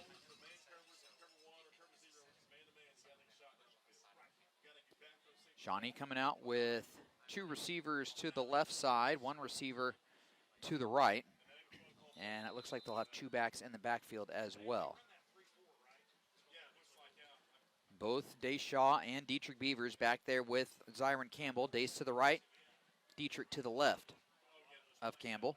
Zyron gets the snap, he hands it off to Dayshaw. Shaw tries to just plow his way up the middle, and he got stopped for no gain right there. Yeah, now, again, now what you're going to have to do is you're going to have to, on that offensive front, go back to the drawing board, know what you did well that last drive, go in there, get guys out of there, because if you don't, they're going to get you stopped. They're going to get another short drive, put that defense back out there. 2 receivers to the left, 1 to the right again, 2 backs in the backfield. Now Keno Citizen comes in motion, a little pop pass for Citizen. Citizen trying to get to the edge. Keno trying to cut it up, and he is going to be dropped and driven out of bounds, and he will be stopped for a loss on the play as he will lose 2, and it'll make it 3rd down now and 12. Yeah, and you got a ton of guys out there in blue, really blocking out in front. But what Piedmont did a great job of on that one was just blowing up those blocks. They just kind of got their helmet in there, knocked guys back, and there just wasn't anywhere for Keno Citizen to go. Ethan Shelton on the tackle, and now it's 3rd down and 12 for Shawnee. They don't have to run another play if they don't want to before the end of the first quarter. We'll see what they do with the play clock down, and that will do it for the first quarter of play. At the end of 1, Shawnee down 14-0. We'll have the second quarter right after this. This is Shawnee football here on Classic Hits KGFF. Every day brings new possibilities. They could be simple, like making dinner plans with friends, or exciting, like starting a new side hustle, or maybe huge, like buying a new home. Whatever life brings your way, Arvest Bank's highly rated mobile apps give you control of your finances. Pay bills, manage your cards, send money, and more, all on your time. So, say goodbye limits and hello possibilities with Arvest Bank. Member FDIC, Equal Housing Lender. Pinecliff Printers, 1815 North Harrison, Suite 1, helps you make a great impression with all your printing needs. Business cards, brochures, banners, even rubber stamps and invoices. Pinecliff's experience-friendly staff will be happy to assist you. Be sure to pick up your Shawnee Wolves football program at all home games. Proceeds benefit the Shawnee Quarterback Club. Pinecliff Printers, 275-7351. Making a great impression for you and a proud supporter of Shawnee Wolves football. Friend them on Facebook. Shawnee Wolves football is on Classic Hits, KGFF. Welcome back inside Crane Family Stadium here at OBU. I'm Chris Cox alongside Landon Green as we start this second quarter of play. Wolves trailing Piedmont by a score of 14-0, and the Wolves facing a 3rd down and 12 right here. 3 receivers to the left, 1 to the right for Shawnee. Here is Campbell looking to throw. Campbell sidestepping one defender. Campbell trying to make something happen with his legs. Campbell's going to fire this one downfield, in and out of the hands of Keno Citizen. That was a nice play right there by Zyron Campbell, Landon, to escape the pressure. Unfortunately, he just couldn't put one on target where Keno could come down with it and come down in bounds. Yeah, right there. Like I said, just we get to see the playmaking ability from Zyron Campbell on that play. Just able to improvise in the backfield. We get to see what he can do there once he kind of gets to make those decisions on his own. And like you said, just on the run makes it tough to throw and just couldn't get it on the money. A defender came in unblocked, and I don't know if that's what the volunteer assistant offensive line coach Tristan Wyatt is talking about, Landon, but he wasn't very happy with those linemen as they were coming back. There's a good punt by Williams, but it will be fielded by Fuston. Fuston coming down the field, and Fuston is going to be dropped at midfield. Shawnee looking for a block in the black flag, no whistle, and now we have a late flag coming in from the side judge, and we have another flag near the 50-yard line. Yeah, I'm not entirely sure. I saw the pink flag, and then I saw the late flag over here. I don't know how. I mean, it happened right in front of the referee, and he went down. He did. It was a clear block in the back. Don't know how he didn't make the call, but we'll see. There's a block in the back against Piedmont, so I think that might have been the late flag that was thrown in there. I'm not sure, but it was a flag, and so it will go against Piedmont, and it will be Piedmont football, but they will be backed up 10 yards at the 30, where are they going to spot this? At the 35-yard line. Yeah, I mean, I'm not averse to, the rotations of referees on a football field, but, I mean, maybe that wasn't the back judge's call, but, I mean, it happened right in front of him. Yeah. He didn't throw the flag, you gotta so make I'm not the flag, sure. or you got to make the call at some point. Yeah. Somebody has to if you see it. Here's Piedmont running up the middle. And there's Wood. Wood breaking a couple tackles, and he's finally dropped after a gain of about 6. And you saw right there, Shawnee actually getting in the backfield trying to bring him down. And you just see how tough Wood is to bring down. You're going to have – you can't just quick hit this guy. You can't just hit him and hope that he goes down. He's strong everywhere. You're going to have to wrap him up, get your head across his body, and wrap him up and bring him down. Was able to pick up a few yards, got about 6 to the 41-yard line. 2nd down and 4. One receiver to each side. There's another handoff to Wood. Wood breaking tackles again and just pushing the pile forward as he gets near midfield to the 49-yard line. Yeah, I mean, he's just a physical guy, tough physical guy, tough to bring down. And right there, just again, a couple of guys on him, wrapped up around him, and he's able to push the pile forward and get the 1st down. I imagine these Shawnee defenders, Landon, are already getting very, very tired. Yeah, they've been out there a lot, and not only that, but they just had a tough time keeping up with this Piedmont offense. One receiver to the right side. They go with a jumbo formation, a tight end to the left. They're going to flip this one out to Wood on a pass play, and Wood able to get the 1st down and then plows his way forward as he's finally tackled by Landis, but in Shawnee territory at the 40-yard line. Yeah, and that's one thing, you don't necessarily have to throw the long passes. They might try to get you a couple of times, but right there, if you can get a little short, little dump pass, that's what they did there, and able to get the ball in their playmakers' hands. And then once Wood had it, again, in open space, he's going to be a tough guy to catch up to, and bring down. And luckily, Kiefer Landis able to get in there and bring him down. One receiver split out to each side. There's a little handoff to Houston on that wide receiver, a little jet sweep, and there's a good play by Lance Williams to get the tackle in the backfield. Ryan High in there as well, but Williams was the one who made that tackle and really stretched out that play nicely. Yeah, did a great job, really fighting off of the block, keeping the edge, keeping contained, getting out there and bringing the guys down. They're just a great job by Williams there. Loss of 3 on the play makes it 2nd and 13. This is where Shawnee wants to be. And they want Piedmont behind the sticks.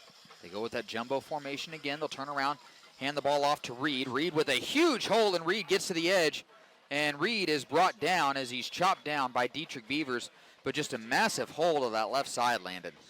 Yeah, just like you said, just a massive hole. They're able to get it.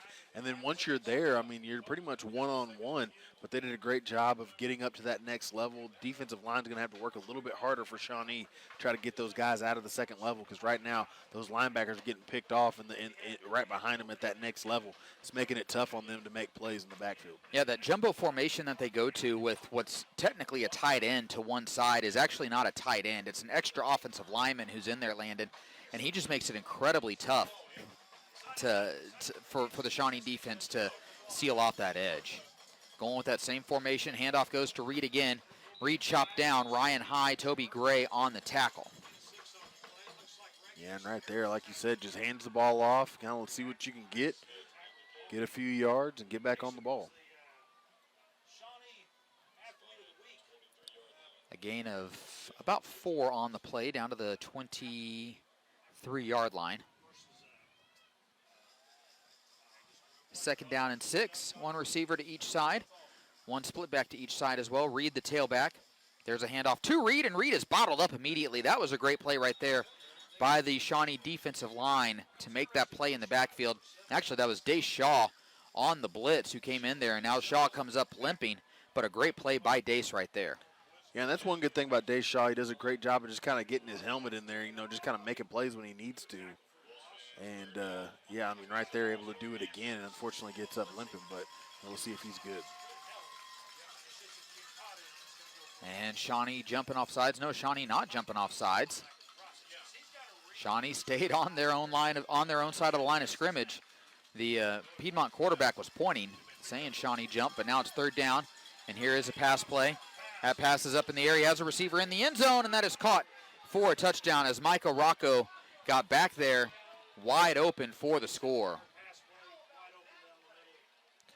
Wow. Yeah. On that one, that's tough. I think Shawnee might have actually, I think 2 guys came off the field and only 1 came in. That's what I was trying to count for too, but I thought I saw 11 guys running back when I counted a second time. I think with Dace Shaw coming off the field, a lot of miscommunication, and unfortunately, Piedmont gets another score on the board.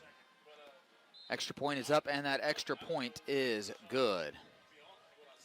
So the extra point by Ward up and in, and it is now 21-0 in favor of Piedmont with 7:32 to go here in this second quarter of play, Landon.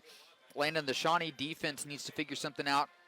We knew that it was going to be hard to stop this Piedmont offense, as physical and as bruising as they are, but the defense needs to figure out how to come up with a stop or force a mistake, and the offense just has to be able to sustain a drive here. Yeah, you got to make it happen, and it's the same from last week, where in the second half you found yourself in a position where, hey, you got to get off the field. You get in a 3rd down situation, got to get off the field, can't get off the field. You keep your drives going longer, making it tough on yourself.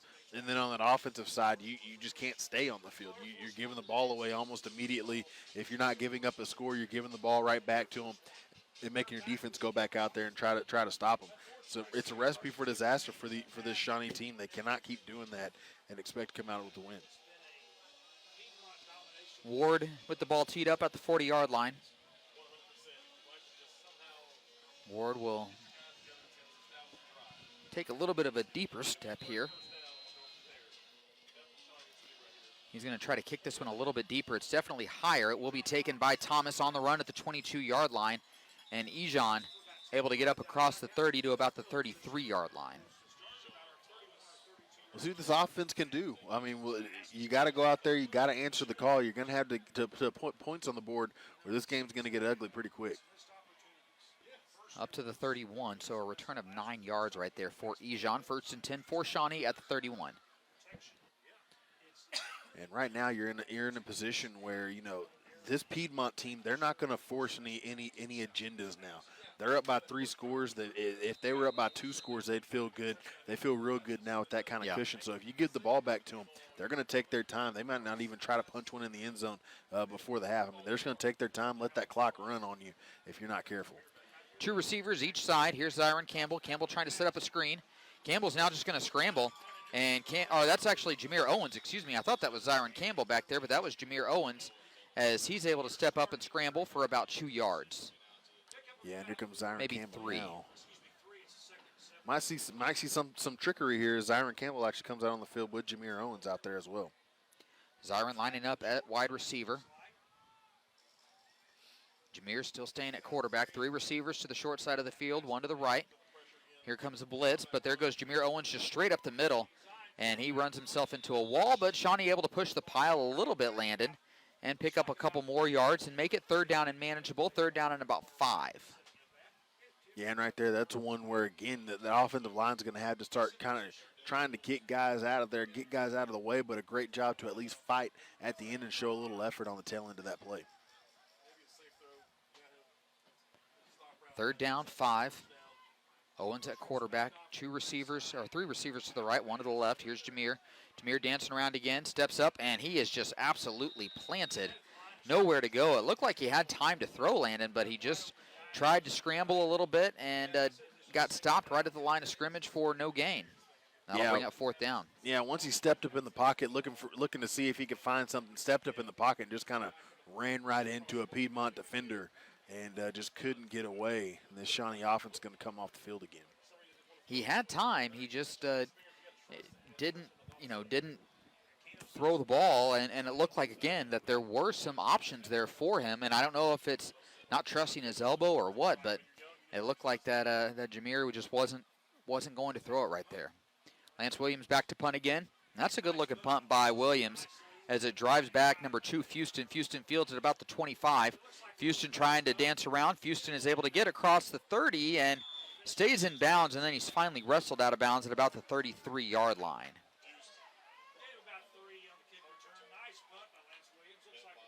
So Piedmont will take over at the 32-yard line.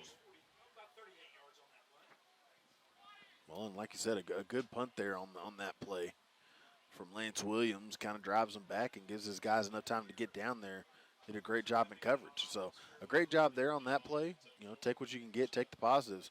But now this defense is going to have to go back there and try to face this Piedmont offense that's just been absolutely dominant tonight. 1st and 10 for Piedmont at their own 33-yard line. 5:26 to go here in the 2nd quarter of play. 1 receiver to the left side. A jumbo formation to the left as well. Handoff goes to Wood. Wood goes straight up the middle, and Wood with a big hole. And now Wood trying to race Dietrich Beavers, and Beavers dives, can't make the tackle, and Wood will take this one to the end zone for a touchdown. And that is a 67-yard touchdown run right there by Cannon Wood as Piedmont extends the lead even further. Yeah, and right now, I mean, this is one of those things you're gonna, as a coach, you're gonna have to get your guys ready to go, get them in the huddle, and just tell them, hey, stay in there, because right now this Shawnee team looks demoralized out there. They don't look like they want to be out there. And after that play, as far as the front goes, didn't really get in there. Dietrich Beavers tried his best, but that's just a tough guy to bring down, especially the size difference between him and Dietrich out there. Yeah, we've seen Dietrich make a couple tackles on guys significantly bigger than him as that extra point is up and in again.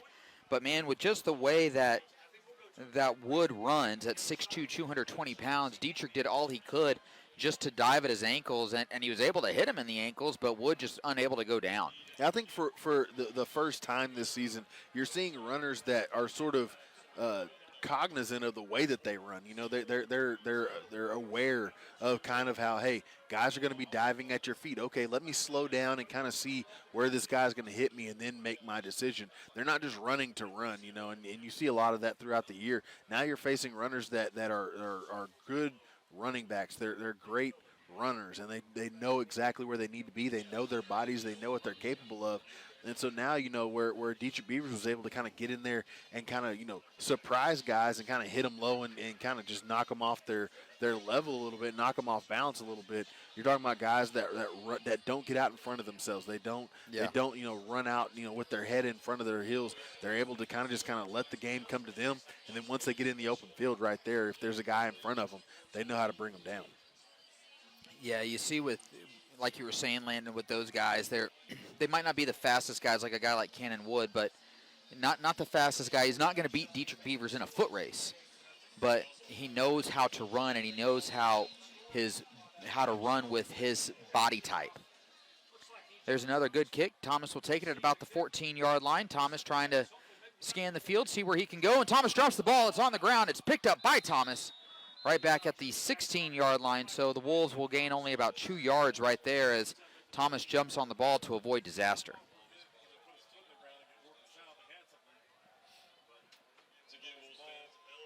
So it will be 1st and 10 for the Wolves with the ball at the 16-yard line.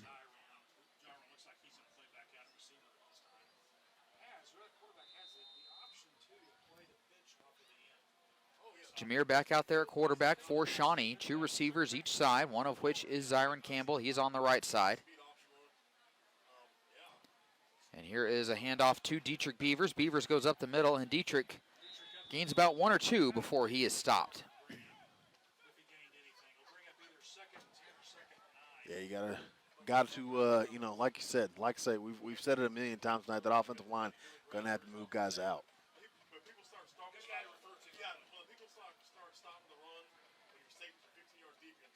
Here is 2nd down now and 9. Owens looking to throw. Owens with time. Owens will step up, and Owens will scramble. Owens dives forward, and he gets a few out of it. Not a bad run right there by Jameer before he's brought down. Yeah, and right there, just one of those things where guys kind of come open late, not enough space, and you just kind of got to get what you can get. Did a great job of getting positive yards there. 3rd down and about 5.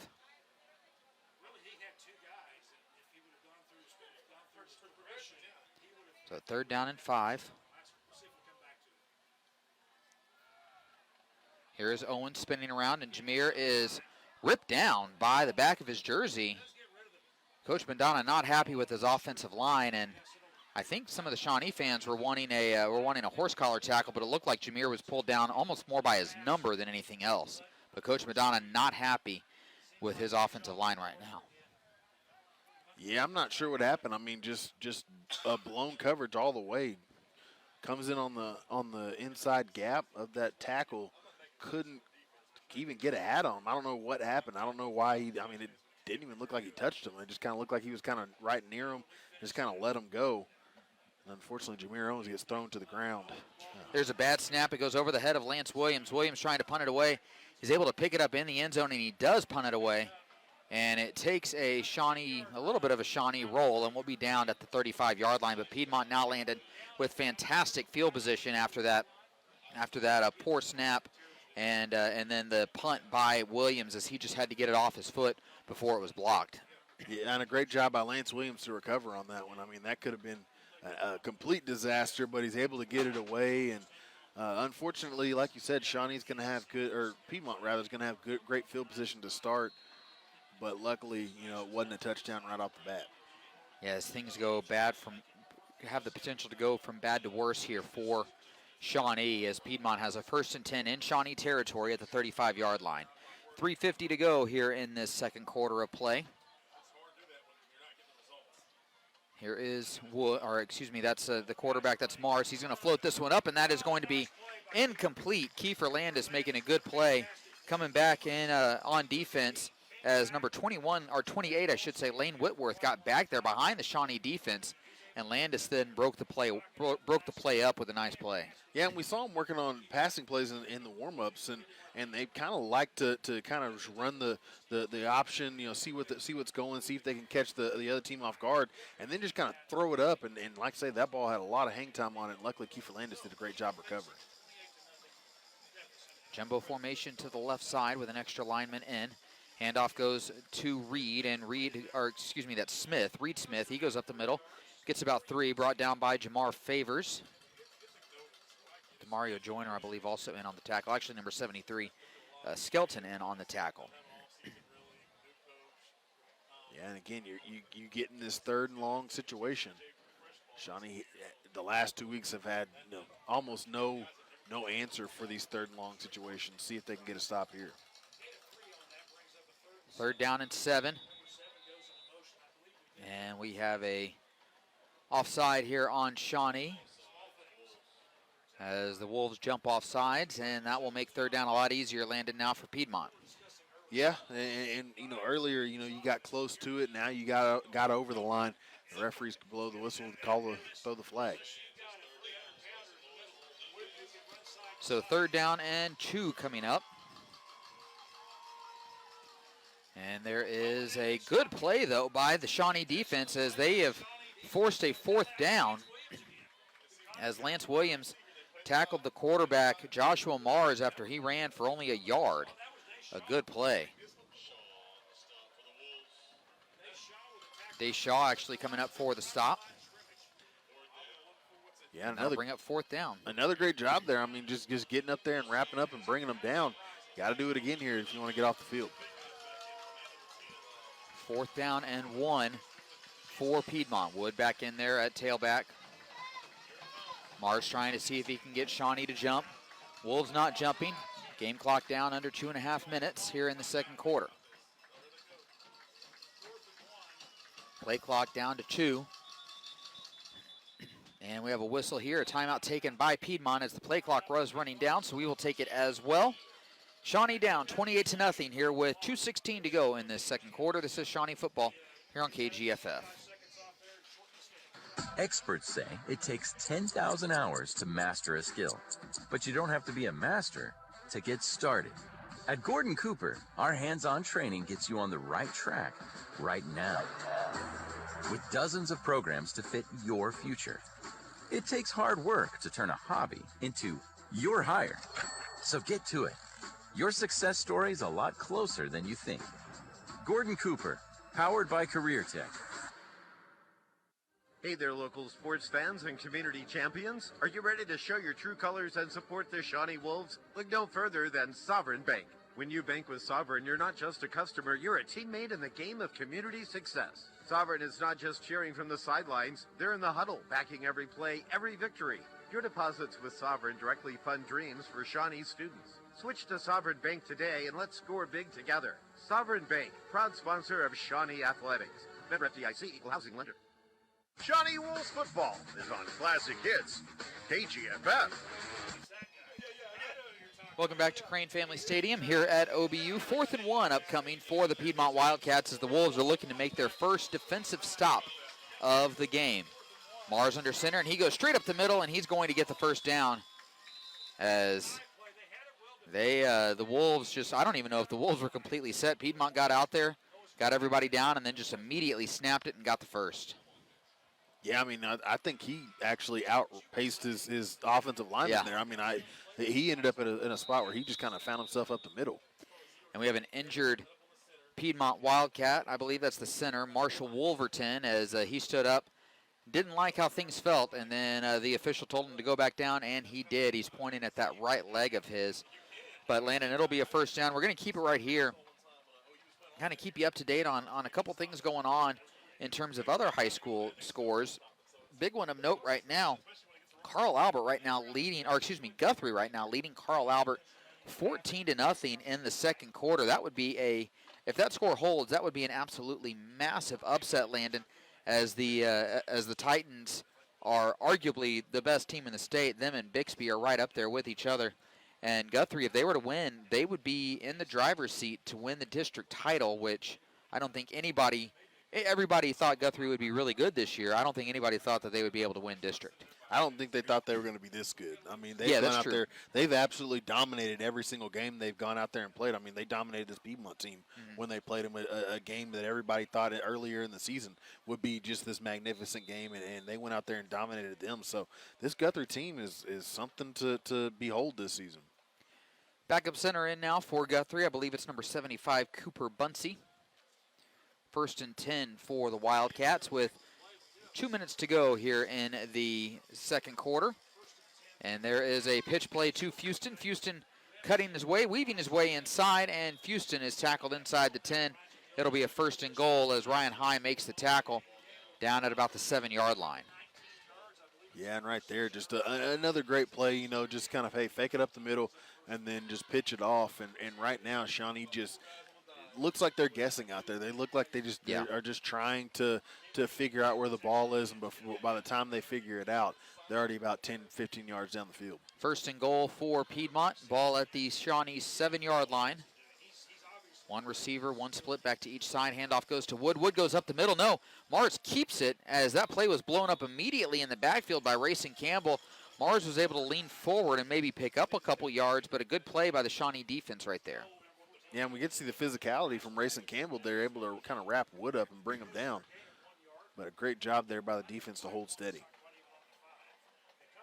So a gain of 2 on the play after Mars kept it on the quarterback keeper. And it'll be 2nd down and goal. Handoff goes to Houston to the edge. Houston trying to get to the edge, and he's able to find the end zone for another Piedmont touchdown, and it is now 34-0 with the extra point pending. Yeah, and again, you have a chance to bring them down in the backfield, can't wrap them up, and then from there, just kind of finds himself back in the end zone again. And this Piedmont team, they work quickly, but they're a team that's going to run that clock down with the offense that they run.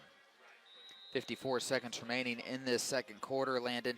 Wolves will get the ball to start the second half, but right now they just got to find some sort of an answer, some way to, to do anything on both sides of the ball. They had a decent drive on that first possession, but since that first possession, Landon, really the offense has not done much. They had a first possession that took them 32 yards. Since then, drives of -2, 5, and 5 yards. So, the Wolves really need to find something here in this, a little bit with this possession, but then especially that first possession out of halftime, Landon. They've got to find something to be able to move the ball, and then they have to make some sort of adjustments on defense to be able to stop this Piedmont attack. Well, I think for them, you talked about that first possession coming out of half, and for them, they haven't had that all season. So if you're able to come out here against a tough Piedmont team after that first drive and able to go down there and score on that first drive, that's something that hey, if we just come out and play ball on that, coming out of the half, we can find ourselves in a lot of these games. But it hasn't happened this season. So, hey, no time like the present to get started on that now.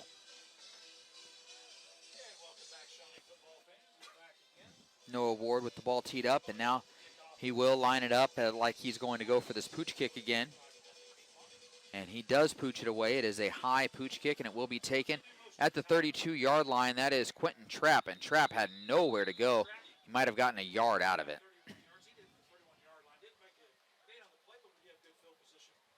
So Shawnee will start with 54 seconds remaining in this second quarter of play. It will be Shawnee ball at the 32-yard line. Well, you got 2 timeouts. Maybe, may try a little something here, see if you can get the ball down on this side of the field and take a couple of shots. We'll see what they come up with. Jameer Owens back in at quarterback. 3 receivers to the left, 1 receiver to the right. Beavers at running back to the right of Owens. Owens gets the snap. Here comes a blitz. Owens trying to set up a screen, and that's intercepted by Levi Moeller, and he has an easy path to the end zone for the score. Wow. Moeller just read that screen pass absolutely perfectly, landed, and took it to the end zone for the touchdown. Yeah, I don't know. I don't know what happened on that play. I mean, usually you try to get it up over the top. Of the defender, but he threw it right into his chest. I'm not sure. I am not sure. I don't have words. That's the third pick six against Shawnee in the last 2 games. That's not great. No, it is not, especially in a game like this. There's a bad snap as Mars can't handle it. Mars drops it, and the Wolves jump on it. So the extra point attempt is no good. And so the Wolves at least catch a little bit of a break there, Landon. With 41 seconds remaining in the second quarter, they trail, though, 41-0. Yeah, it's been a rough game. It just, it's been one of those things that, coming in here, you knew it was going to be tough. You knew that you were going to absolutely have to play your best game if you were going to come out of here with a victory. And so far, you've done just about the opposite. I mean, you just done. Piedmont came in, did everything right, and you've done, made mistakes where you didn't need to. You've set back your drives. You've given up points on offense now. Just an overall tough game for this Wolves team. And something that, you knew that it was going to be tough. You didn't know it was going to be this tough. Yeah. Yeah, I mean, oh boy. Piedmont coming out to kick the ball away again. We'll see what Shawnee does. You know what, Landon, I'm a little surprised that they made the change to Jameer Owens. I know he's been the starting quarterback for Shawnee, but Zyron was playing well. I didn't think Zyron was playing poorly at all, and knowing that Jameer has had some elbow soreness, I'm a little surprised they put him out there. But if he is the starting quarterback and the guy that they trust the most, and he felt like he was fully healthy, then it made sense that they would keep him in there. There's an illegal kick out of bounds, as that will put Shawnee in really good field positioning. They should actually get the ball where it went out of bounds, which was at the 40-yard line. Yeah, I think in putting Jameer out there, I think you're just trying to find some sort of momentum booster, something to kind of get you going. I mean, you're talking about, some of these games, you mean, look at Alabama. You look at Jalen Hurts. I mean, he didn't play particularly bad, but hey, they wanted to put Tua in there and see if they get a boost, and they did. They won a national championship. Yeah. So, that's something that, coaches are kind of looking at as, from a standpoint of, where is my team at? What do they look like right now? What's something that can maybe get them going? And, maybe putting Jameer out there was something that was right for the mentality of this team. 3 receivers to the left, 1 receiver to the right. Handoff goes to Beavers. Beavers dancing around, spinning away, and Beavers trying to fall forward, and he's able to get a few yards out of it. With a timeout taken by Shawnee. We'll keep it right here, though, Landon, as Shawnee tries to see if they can find some sort of rhythm here before the end of the half. They have 1 more timeout remaining. They've been able to move the ball a little bit on the ground. It hasn't been great, especially since that first drive, but they did have a little bit of success doing that on that first drive, and maybe they're trying to reestablish that run game here. Yeah, I mean, you got to go back to the drawing board, especially in a game like this. You got to go back and just see what worked and what didn't work. And right now, your running game was what got you where you needed to get on that first drive. And so far tonight, they just kind of gotten away from it. Dietrich right now is the leading rusher for Shawnee. 4 carries, 15 yards. The Wolves as a team have not done a lot offensively, just 48 yards of offense, 21 on the ground, 27 through the air. 2 receivers each side for the Wolves. Beavers to the right of Owens.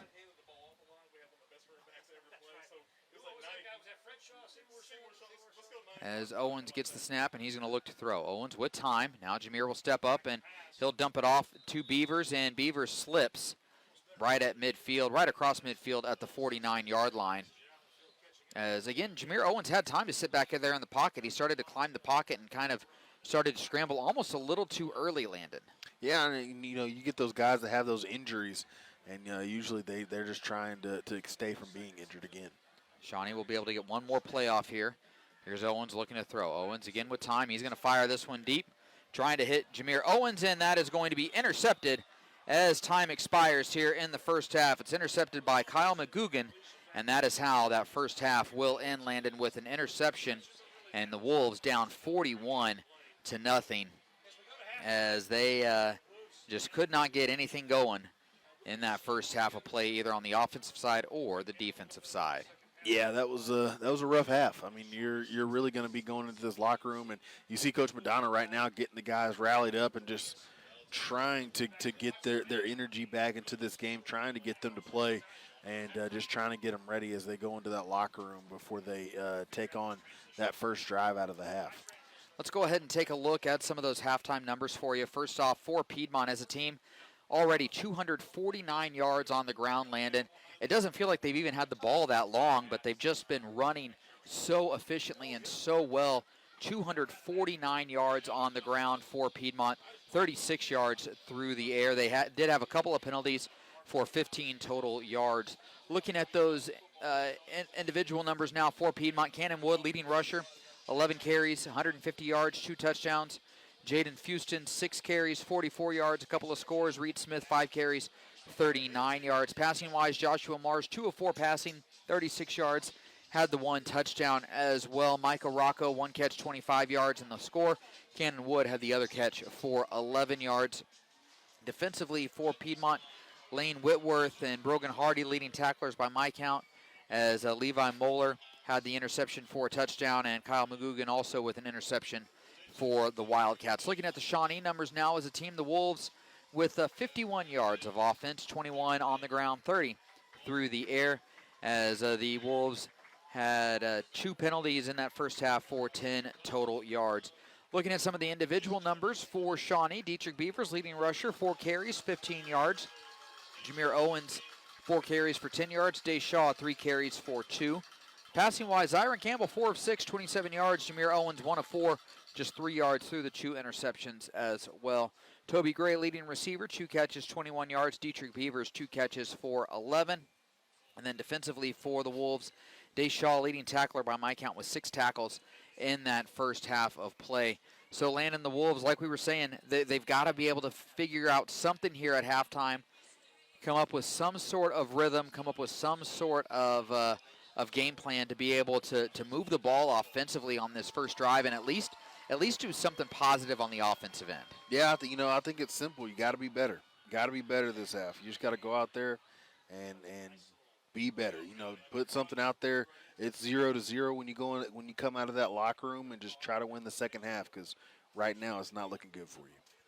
Well, we're going to go ahead and take a break, and then we will send it to the guys in the studio for the halftime show, as the Shawnee Wolves right now trail the Piedmont Wildcats by a score of 41-0 here at halftime. This is Shawnee football on 100.9 FM and 1450 AM Classic Hits KGFF. Golf tip number 1 is to relax and have fun. Fire Lake Golf Course is the perfect place to soak up the outdoors with friends and family. Golf is a great way to challenge yourself, no matter your age. There's no better feeling than when you hit a great shot or sink a Professional for all your real estate needs. We believe every client deserves a knowledgeable, well-trained agent to represent them. Our goal is to ensure our clients a stress-free experience. Need advice about real estate? Call Berkshire Hathaway Home Services Benchmark Realty at 275-8182 or 598-2126. Please visit our website at bhhsbenchmark.com. Shawnee Wolves football is on Classic Hits, KGFF. Welcome back to Crane Family Stadium here on the campus of Oklahoma Baptist University. I'm Chris Cox, and I am joined by my broadcast partner, Landon Green. We're about 3 minutes away, a little less than 3 minutes away here from the start of the second half. And Landon, the Wolves right now, they are in a bit of a hole, down 41-0 to Piedmont, just searching for answers. And we talked in the pregame about how third quarters have really hurt the Wolves, but they have an opportunity, Landon, here in this third quarter. They'll get the ball to start the third quarter to at least do something positive. You're not going to cut back a 41-point deficit in an entire quarter.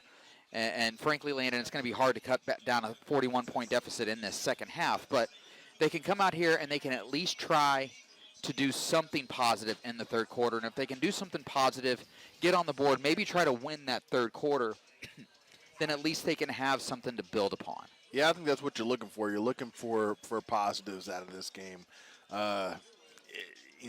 You said they're in a hole. I think that might be putting it nicely as far as where they're at right now. But if you can come out of here, come out of the locker room and put something together, I think you can prove, one, that you are capable of doing that coming out of the locker room, something that they just haven't done this year.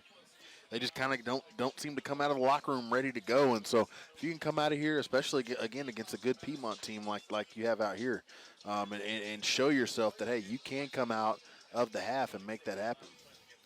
Yeah, so we will see what Shawnee can do. If Landon, if you're the Shawnee offense, what are you trying to do? You had a little bit of success with the run game early. It's kind of been bottled up since, but what do you do if you're the Shawnee offense? I think you're just running quick routes. I mean, they did a great job, in that first drive of really making some things happen, getting the ball out quickly, finding their space, where they needed to, finding the zones in the defense where there were open spaces, and they did a great job of that in that first drive. And it just seemed like they tried to, they've tried to throw it deep. They've tried to hit for the big plays, and I don't think you're going to find that tonight. I don't think you have enough time to hit the big plays. I don't think you have enough time to try to make sure that your guys get deep enough to make those things happen. I don't think you have enough manpower to make that happen. But if you can get, 3 yards in a cloud of dust and just keep it moving that way, that's where you're going to find your positives in this team. And you just kind of got to, stay on schedule and keep that ball moving. Yeah, and it'll be interesting when I get a chance to talk to Coach Madonna after the game, maybe tomorrow or something, about his decision to go from Zyron Campbell to Jameer Owens. I know Jameer's been the starter, and if Coach Madonna thinks that Jameer gives him the best chance to win today, then great. I mean, that's what you got to go with. But also, Zyron started the game because of elbow soreness to Jameer Owens, and Zyron was playing well offensively. So I was a little surprised when Jameer came in.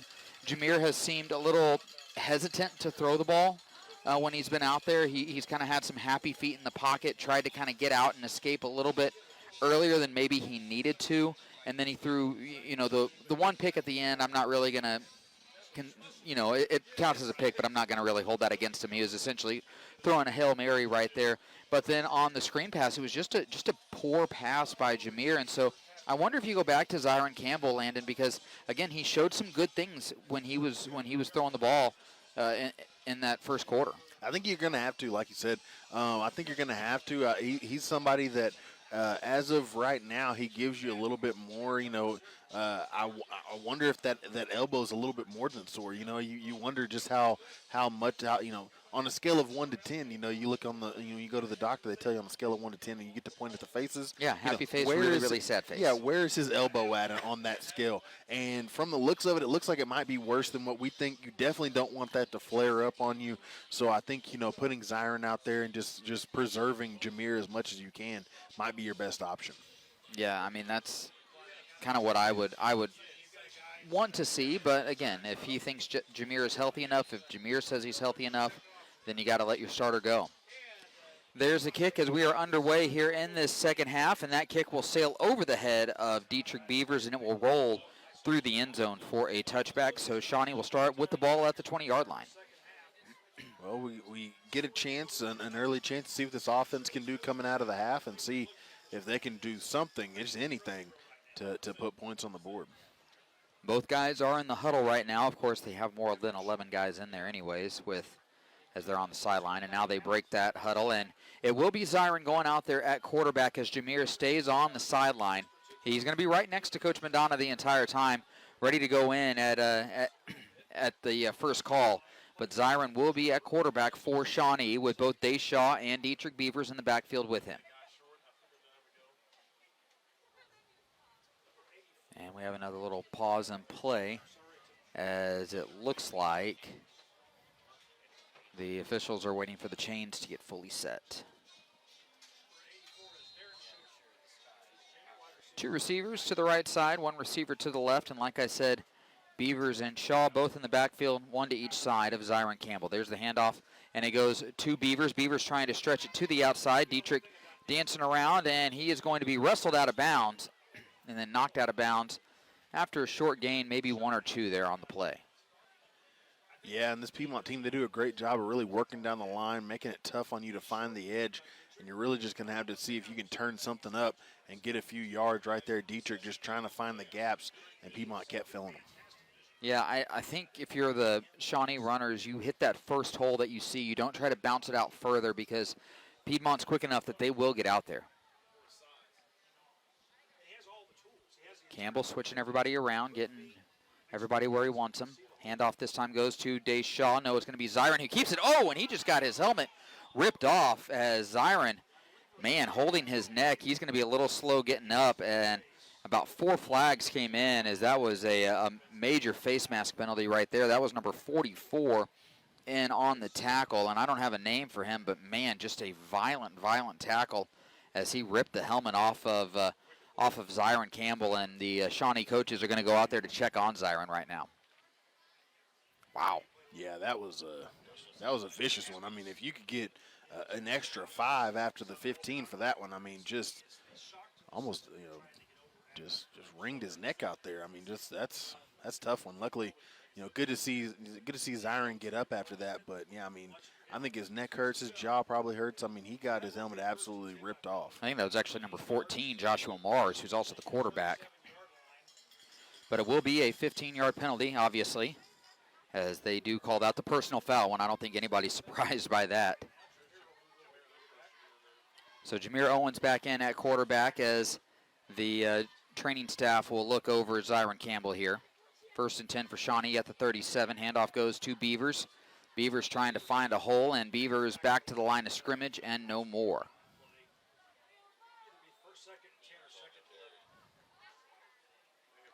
This offensive line, they did a great job on that first drive. You kind of thinking, okay, maybe you simplified it a little bit for them, see if they can make some things happen. And so far after that drive, they just have not been able to keep that defensive front and those linebackers out of the backfield. 2nd and 10, 3 receivers to the left, 1 to the right. Here's Owens looking to throw. Owens trying to find somewhere to go with it. Floats this one across, trying to get Toby Gray, and Gray can't make the one-handed grab, and it will be incomplete. As that'll bring up 3rd down as Owens looking for the home run ball right there. He could have checked it down to Keno Citizen, who had a little bit of room to work, but Jameer trying to go for that home run ball. Yeah, and just kind of sailed on him just a little bit. Toby Gray had a chance to bring it in, kind of just had in a position where he kind of had to go up with one hand to try to bring it in and just couldn't do it. Well, and Toby hasn't played a lot of offense this season. He's been a great defensive player for the Wolves, but just hasn't been called upon offensively. 2 receivers each side, 1 back in the backfield on this 3rd and 10. Here is Owens. Owens under pressure. Gets it out to Keno Citizen, and we have a drop by Citizen, but we also have a flag, as I think you're going to get a roughing the passer penalty on Piedmont, and that'll be another 15 yards, and it will keep the drive moving for Shawnee. Yeah, that'll work for him, like I say. Keno Citizen, a lot of space out there, and, that's something that the coaching staff's going to have to work on with him, really working on, trying to catch the ball, secure the catch, and then start making your move, because right now he's so far this season he's struggled a lot with that. 15-yard penalty on Cannon Wood for roughing the passer, moves the ball into Piedmont territory at the 48-yard line.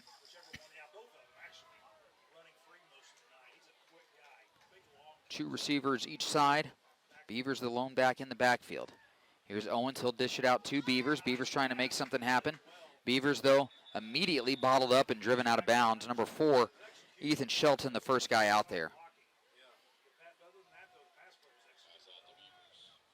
No gain on the play. Makes it 2nd down and 10. Yeah, and right there, you're going to have to work a little bit harder out in front. Get your hat on the hat, move guys out of the way, because right there, Beavers, a guy that you like to have out in space, just didn't have any room to go. 3 receivers to the left side, 1 receiver to the right. 2nd down 10. Deshaw, the lone back. There's a handoff to Shaw. Shaw trying to see if he can find a hole. Shaw trying to bounce it out, and Shaw is going to lose a yard as he just had nowhere to go. As that defensive line and those linebackers for Piedmont just overwhelming the Shawnee offensive line right now. Yeah, just nowhere to go. Like you said, just kind of just working their way down the line. Not a whole lot of space up there. That big guy up the middle for Piedmont really gummed it up, made it tough on them to move the ball. And so far tonight, since the first half, or that first drive rather, it's been tough sledding. 2nd and 11, empty backfield. 3 receivers to the right, 2 to the left. Here's Owens looking to throw. Owens with time. Owens trying to find somewhere to go with it. Gets it to Ejon Thomas. Thomas makes the grab. I think he might be just a bit shy of the line to gain. He will, but it'll make it 4th down and 1, which I would assume the Wolves are going to go for it here. Yeah, absolutely. Hey, you're down 40. Go ahead and just try your best. See if you can keep this drive going. So it will be 4th down and 1. 3 receivers to the right, 1 receiver to the left. Shaw in the backfield to the right of Owens. Here's Owens. He'll keep it himself, and Owens gets forward, and Owens gets the first down, and then he's dropped. But a good run right there by Jameer Owens, as that play was a little bit off schedule, a little kind of off kilter, but Jameer able to make something out of nothing. Yeah, just trying to find out where he can go, and then like you said, just a little bit off kilter. He's able to find the gap, but able to get the first down. Down to the 33 for 1st and 10. 2 receivers each side for Shawnee. Shaw in the backfield. Owens gets the snap. Owens looking to throw. Owens with time. There's a quick pass. That is going to be caught by Jameer Owens as Owens goes down to make the grab, and he gets 9 out of it. Nice catch right there by Ejon Thomas as Owens passed just a bit low, but a good catch by Thomas. Yeah, Ejon Thomas doing a great job so far this season of really digging those low passes out. 2nd and 1. 2 receivers each side. 1 back in the backfield. Here's Owens. He's going to go himself. He'll go straight up the middle, and Jameer is going to get just enough for the first down. Got 1, maybe got 2, but either way it will be a first. As they say, he got right to the 23-yard line. No further, but again, it doesn't matter because it is a first down. And again, the offensive line did just enough to get you the first down. That's what you got to do. You're not looking to just absolutely demolish the guy in front of you. Just do enough to get the ball moving. 1st and 10. Here comes a blitz by Piedmont. Here's Owens. Owens a quick pass. That's going to be caught by, incomplete actually. Keno Citizen couldn't get down there in time to make the grab as Jameer was running out of time quickly with that blitz from Piedmont.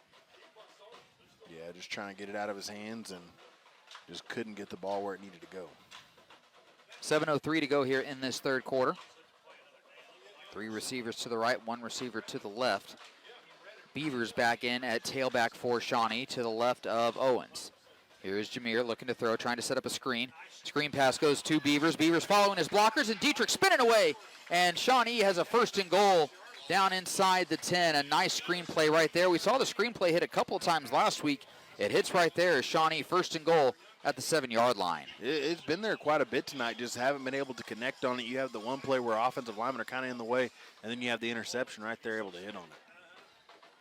1st and goal from the 7-yard line. Handoff goes to Beavers. Beavers dancing around. Beavers trying to plow forward, spinning, and he gets down to about the 5. Yeah, that's one good thing Dietrich Beavers gives you. Kind of gets up in the middle there, doesn't really know where he's at. You know, from our standpoint, you can't really see him, and he just pops out on the other side. You know, that's one thing he did. He's a powerful guy that gets low to the ground whenever he gets in those big piles. Quentin Trapp in as a fullback here for Shawnee. Beavers gets the handoff again. Beavers goes up the middle, and Dietrich still trying to push his way forward. Might have gotten a yard out of it. We will see. As now there's pushing and shoving after the play as well. And Beavers got right back to the line of scrimmage, no further. You want points here, Landon, and you know, Coach Madonna might decide to go for a touchdown here on 4th down, but I think also at the same time you just don't want to get shut out either. Yeah, absolutely. You just want to get, like I said, get points on the board. 3rd and goal here for Shawnee. There's the snap. Here's Owens, a quick pass that is caught by, through the hands of Ejon Thomas. That was a good pass by Jameer Owens, and Ejon just could not bring that in. That was a great pass, a good route as well. Yeah, well-executed play, just could not finish it off. And it looks like we have a timeout on the field. It will be taken by Shawnee. We will take it as well. You're listening to Shawnee football here on 100.9 FM and 1450 AM KGFF. Printers, 1815 North Harrison, Suite 1, helps you make a great impression with all your printing needs. Business cards, brochures, banners, even rubber stamps and invoices. Pine Cliff's experience-friendly staff will be happy to assist you. Be sure to pick up your Shawnee Wolves football program at all home games. Proceeds benefit the Shawnee Quarterback Club. Pine Cliff Printers, 275-7351. Making a great impression for you and a proud supporter of Shawnee Wolves football. Friend them on Facebook. Farewell complications, later stress, goodbye business hours. Want a new level of banking convenience? Say hello to the Arvest Go mobile banking app from Arvest Bank. With Arvest Go, you can deposit checks, pay bills, log lost or stolen debit cards. You can even pay people directly with just a tap. Arvest Go lets you bank virtually anytime, anywhere, and it's only from Arvest Bank. Goodbye limits, hello possibilities. Arvest Bank, member FDIC, equal housing lender. Shawnee Wolves football is on Classic Hits, KGFF. Owens gets the snap. He rolls out on this fourth down. He'll fire this one into the end zone, and that is going to be incomplete as he was trying to hit, I'm not sure who it was, either Toby Gray or Darren Sheeter, but they were not on the same page. And Landon, after that fourth down attempt right there, the Wolves turn the ball over on downs. Yeah, and again, right there, just miscommunication. Doesn't really know where anybody is, and that's 2 weeks now that this Shawnee team just can't seem to get on the same page on either side of the ball. And, yeah, you get the turnover on downs after you get inside the 10. 1st and 10 for Piedmont after the turnover on downs, but they are backed up at the 5-yard line. Handoff goes to number 10, that's Cannon Wood, and he goes forward for a couple of yards. He was chopped down there by, I believe that was Day Shaw, and Shaw gets up a little slow. He's kind of flexing that left arm. I saw him rotating it a little bit as he ran back out onto the field for the start of this drive. So something to keep an eye on there as we go forward. Of course, he's been chopping guys down, these big backs down a lot with his shoulders tonight, and so might be getting a little bit sore. Going with that jumbo set again. They'll turn around, hand the ball off to Wood. Wood wrapped up, and Wood gets a couple more, but it'll make it 3rd down and about 5 after a good, solid team tackle there by Shawnee as Ryan Hyde, Toby Gray, in on the tackle. Yeah, and right there, just a great job getting around the ball and bringing down Wood, a tough guy we've seen even tonight, a tough guy to get in the open field. They did a great job wrapping him up. It looks like, by the way, that Grayson May is in at quarterback for Piedmont for this 3rd quarter. Number 3, a 6'1 sophomore. 3rd down and 5. There's the handoff, and that goes up the middle. No, they go around to the outside, and it's going to depend on the spot here. I think they're going to give it to him as Piedmont will get up to the 16-yard line. And it will be now 1st and 10 again for the Wildcats.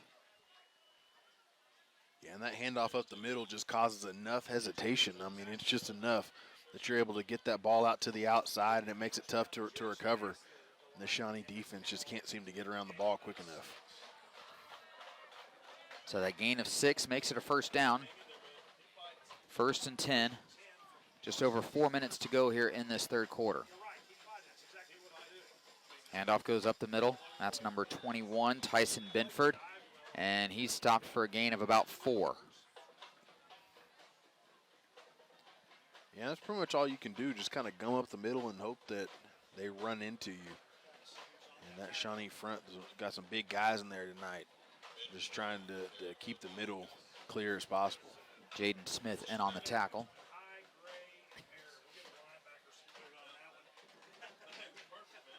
Second down, 6 to go. Hand off to Benford, and Benford is met in the backfield, and he is going to be driven backwards. A good job right there by the Shawnee defensive line to get in the backfield. We've started to see that a little bit more here in that second quarter, the end of the second quarter, and now so far on this drive right here as well. Yeah, just doing a good job pushing back and you know, making it tough on that backfield for Piedmont. Benford stopped for a loss of 1. It'll make it 3rd down and 7. 3rd and 7. And they'll pitch it out to number 2, Fuson, and he is tripped up and brought down in the backfield. A good play by the Shawnee defense as they're able to get off the field right there, Landon. And that's Toby Gray who made the play in the backfield. Well, and you're looking for something to kind of wake your team up a little bit in the second half. Your offense goes out there, can't get it done. But your defense goes out there and gets a stop for the first time tonight, and that's got to feel pretty good. It's got to feel pretty good to be coming off the field, see if they can secure this punt, and then this offense got to come out there and pick their guys up. Kiefer Landis back to receive the punt at about the 49-yard line, still in his own territory. Mars, the quarterback, the starting quarterback, is the punter for Piedmont. Gets it, punts it away, and that is a nice-looking punt by Mars. Landis tries for the onside, or tries for the fair catch, can't pick it up. Toby Gray, though, is there to grab it, and he's dropped at the 40-yard line. Landis called for the fair catch and tried the over-the-shoulder catch. That's a dangerous catch to try to make, Landon, and I think Kiefer learned his lesson there as he muffed the kick. Luckily, his teammate there to pick him up. Yeah, and that's one, like say, I mean, that's one where, and I think Kiefer's actually asking the referee, why was he allowed to hit me? But Well, it's because he muffed it. Yeah, but I mean, he's sitting there. When the ball starts to go over your head, that's when you're probably just going to have to let go. If you just kind of misplayed it, let that go. Don't try to catch the over the shoulder. And, you saw what happened there. Yeah.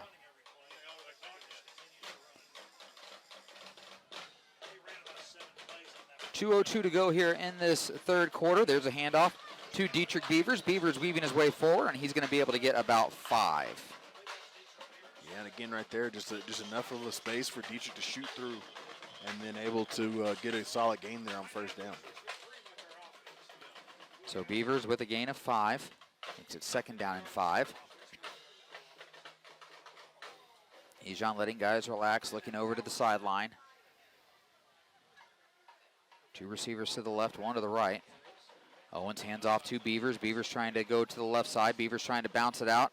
And Dietrich just nowhere to go as those receivers who typically do a really good job blocking for Shawnee on the edge, just unable to set that edge, and Beavers is bounced back for a loss of 2, or a loss of 1, I should say. Yeah, one thing you never want to have in the running game is the running back running into the back of people. And right there, Beavers just didn't have enough space, didn't have anywhere to go, and gets caught up in the back. Third down and 6 as we approach a minute to go here in this third quarter. Handoff goes to Beavers. Beavers up the middle. Oh, and Dietrich just got absolutely planted as number 25, Brogan Hardy, was right there for the big hit. Yeah, nowhere to go right there, and like you said, just a solid tackle brings down Beavers. Shawnee keeping their offense out there.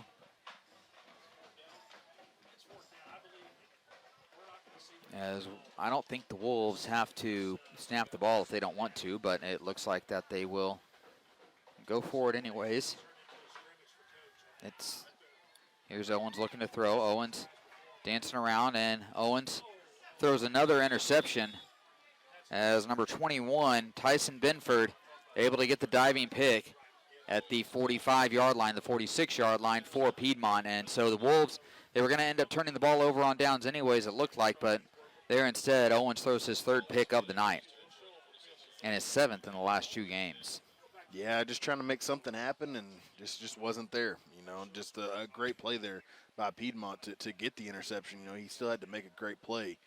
But, yeah, just nothing there, nothing going for the Wolves tonight. 9 seconds remaining in the third quarter. Piedmont will likely just run 1 play here and then let the third quarter come to an end.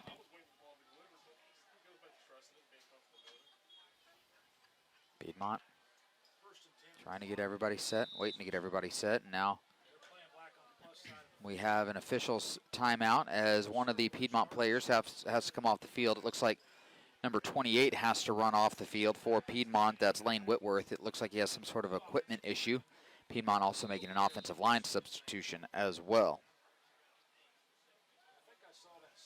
There's the handoff to Wood. Wood goes straight up the middle, and Cannon Wood brought down, and now we have flags as well on that tackle. I think they might get a horse collar tackle here on Kiefer Landis, but that'll likely do it for the third quarter if they decide to run the clock again.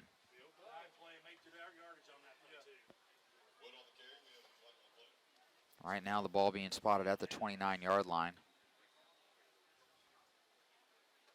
We'll see what happens, and it will be against Shawnee. It'll actually be a 5-yard face mask. A little surprised they called a face mask. I thought they got the horse collar there.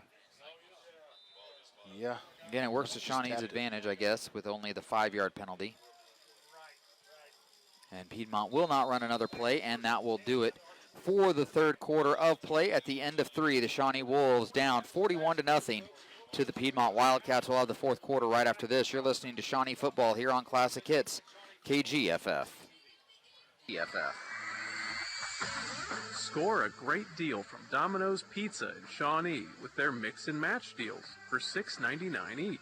Pizza, hot wings, sandwiches, pasta, specialty breads, desserts, and so much more. Kick off the season right and have it delivered right to your home. Don't punt on the coupon finder, drinks, or sauces. Domino's Pizza in Shawnee. Log on to dominospizza.com. Aquamation, Oklahoma's first and only advanced green technology in water-based pet cremation. It's the mission of Pause to Remember, to provide caring, loving, and compassionate services to our families experiencing the loss of a beloved pet. When it's time to cross that rainbow bridge, Pause to Remember can provide the services you need. Call them at 405-695-006 or stop in at 5106 North Harrison. Pause to Remember, a service of McEllier and Owens of Shawnee. Shawnee Wolves football is on Classic Hits, KGFF. Welcome back inside Crane Family Stadium here on the campus of OBU. Chris Cox here alongside Landon Green. Landon, that was a quick third quarter of play. Neither team scoring in that third quarter as we start this fourth quarter now 41-0 in favor of Piedmont. Yeah, both teams just kept it on the ground. Piedmont with the 1st and 10 here at the Shawnee 24-yard line. Handoff goes to Wood. Wood breaking tackles. Wood trying to get to the edge. And Wood just stiff-arming his way out of bounds. Finally forced out of bounds by Lance Williams. Yeah, again, a tough guy to bring down, and right there he showed it. You know, guys getting in the backfield, guys getting around him, and they just can't seem to bring him down. And, I mean, he's still standing after that run. Even though he went out of bounds, he's still walking back to the huddle without, any dirt on his jersey. I mean, he's just a tough guy to bring down. A gain of 1 on the play to the 23-yard line. Piedmont starting to really work that play clock as well. Still number 3, Grayson May in at quarterback. He'll hand off.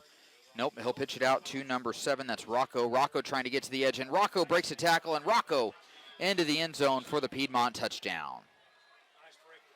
His second touchdown of the game. He caught a touchdown earlier in the game. Now he gets one on the ground, and Piedmont jumps up 47-0 with the extra point pending.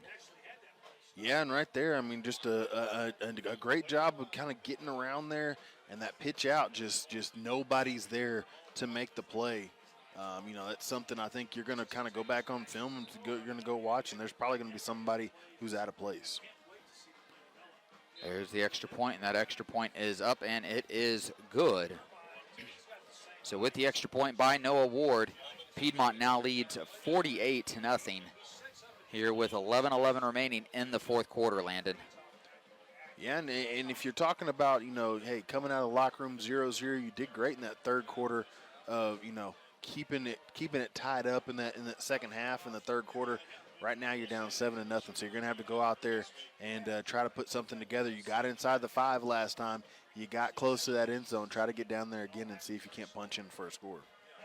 Landon, the Wolves, presumably barring a crazy, wild miracle, are going to lose this game, and that means they will fall out of playoff contention here for this season. But, the Wolves, again, it's one of those things where you're looking for positives for this season. You're looking for growth, and while these last 2 weeks, tonight and last week against Ike, maybe you haven't seen that growth. Maybe they've kind of fallen back to the past, to last year's Shawnee Wolves team. I think you saw some growth before that, and you still have 2 games to end on a high note. You got a game next week against Southeast where you can really make a statement. Southeast is a team that has good athletes, but they've been struggling this year. And then you have Guthrie at Guthrie, and that's not going to be easy as you have a pooch kick that's fielded by Jaden Smith as he just falls on it inside the 40-yard line at about the 37-yard line.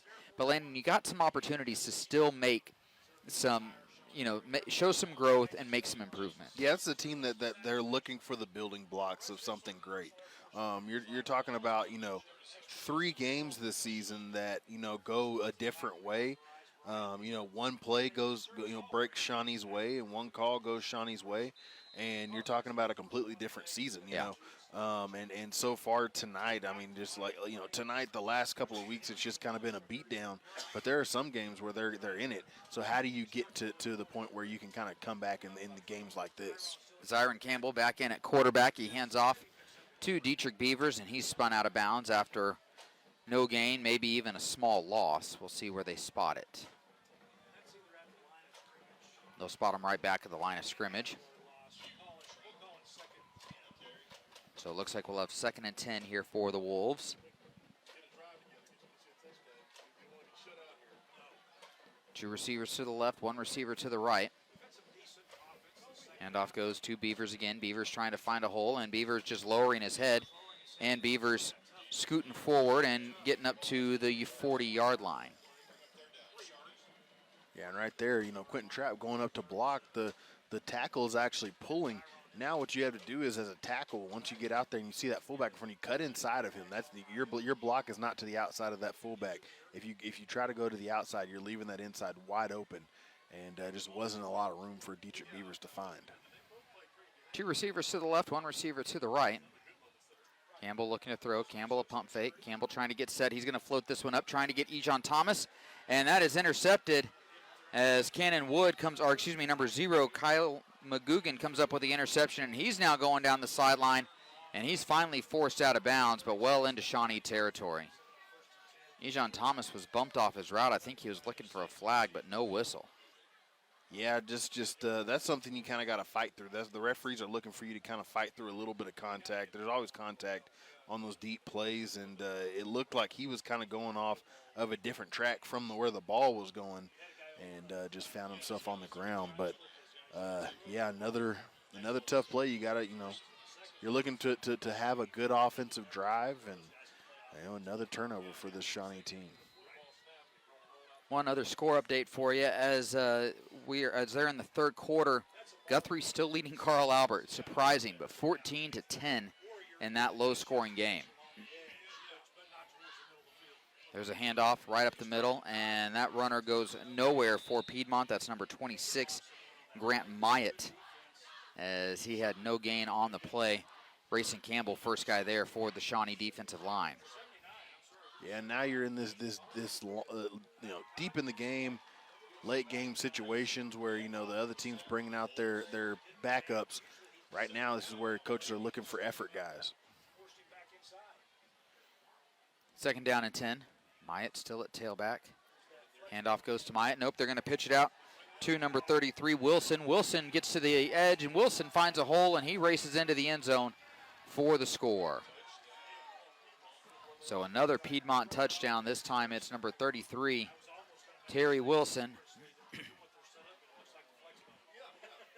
And Wilson takes it all the way into the end zone off the pitch for the score. And Piedmont up 54-0 now with the extra point pending, Landon. Yeah, that was one right there. Again, they just went right back to that same play. Fake up the middle, pitch it out, and there's just nothing but green in front of them. Ward's extra point is up, and that extra point is good.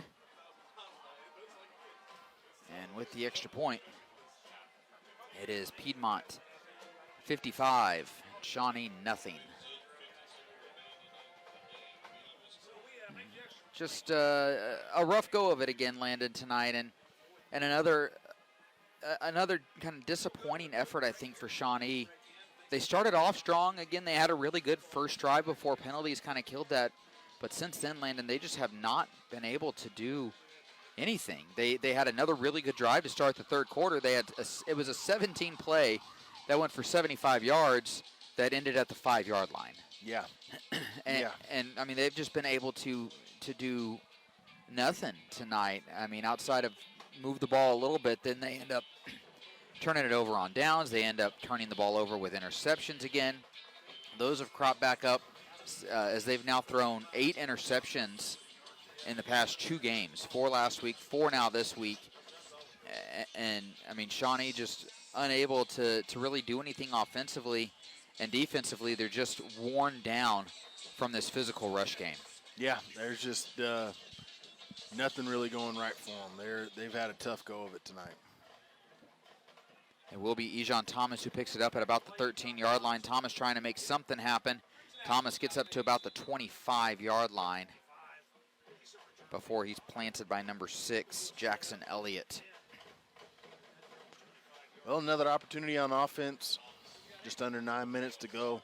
See if you can go on one of those drives that, Piedmont's going to force you to go on a long drive. See if you can go on one of those long drives they force you on. Be patient. And hopefully you can put 7 points on the board so you don't get shut out. 2 receivers to the right side. 1 receiver to the left. 2 backs in the backfield. There's a handoff to Beavers. Beavers slips as he tries to make his cut, and he's wrapped up and dropped for a loss of 5 as the Shawnee offensive line just struggling to block Piedmont tonight. Yeah, it's one thing, sometimes you get beat by a linebacker that's just quicker than you are on that offensive line. It's just, the facts of life up there as an offensive lineman, but you cannot get beat by the defensive lineman across from you. 2 receivers to the right, 1 receiver to the left.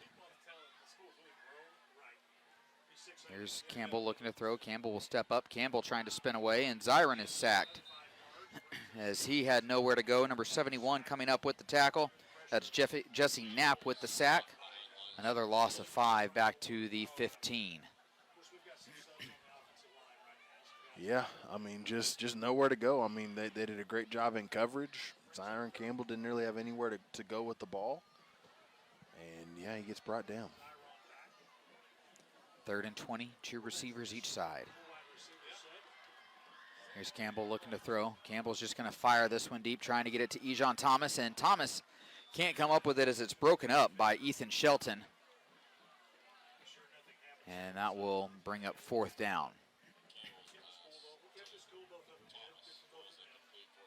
As it looked like we might have had a little something start there between Ejon and number 4, Shelton for Piedmont, but cooler heads prevailed, which is always nice to see, especially in a game like this.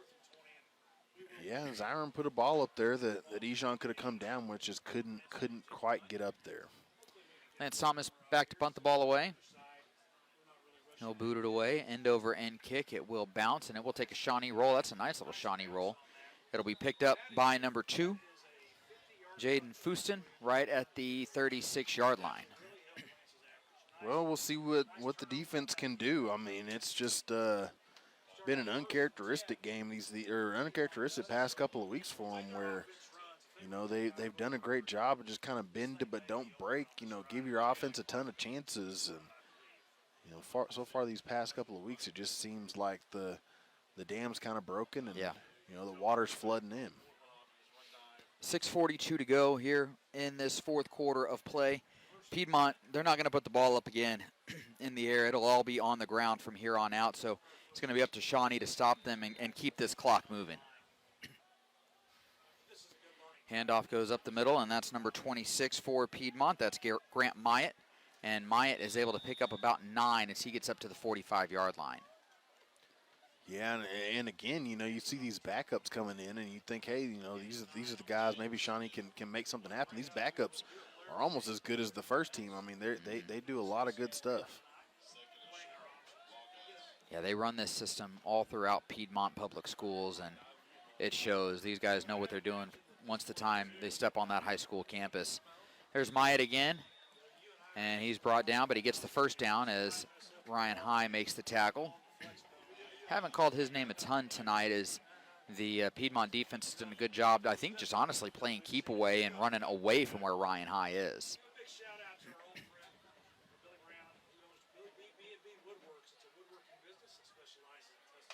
.550 to go here in the 4th quarter of play.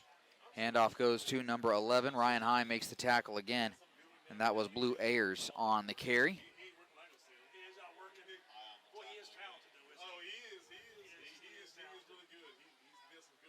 Into the Shawnee into the field at the 49-yard line.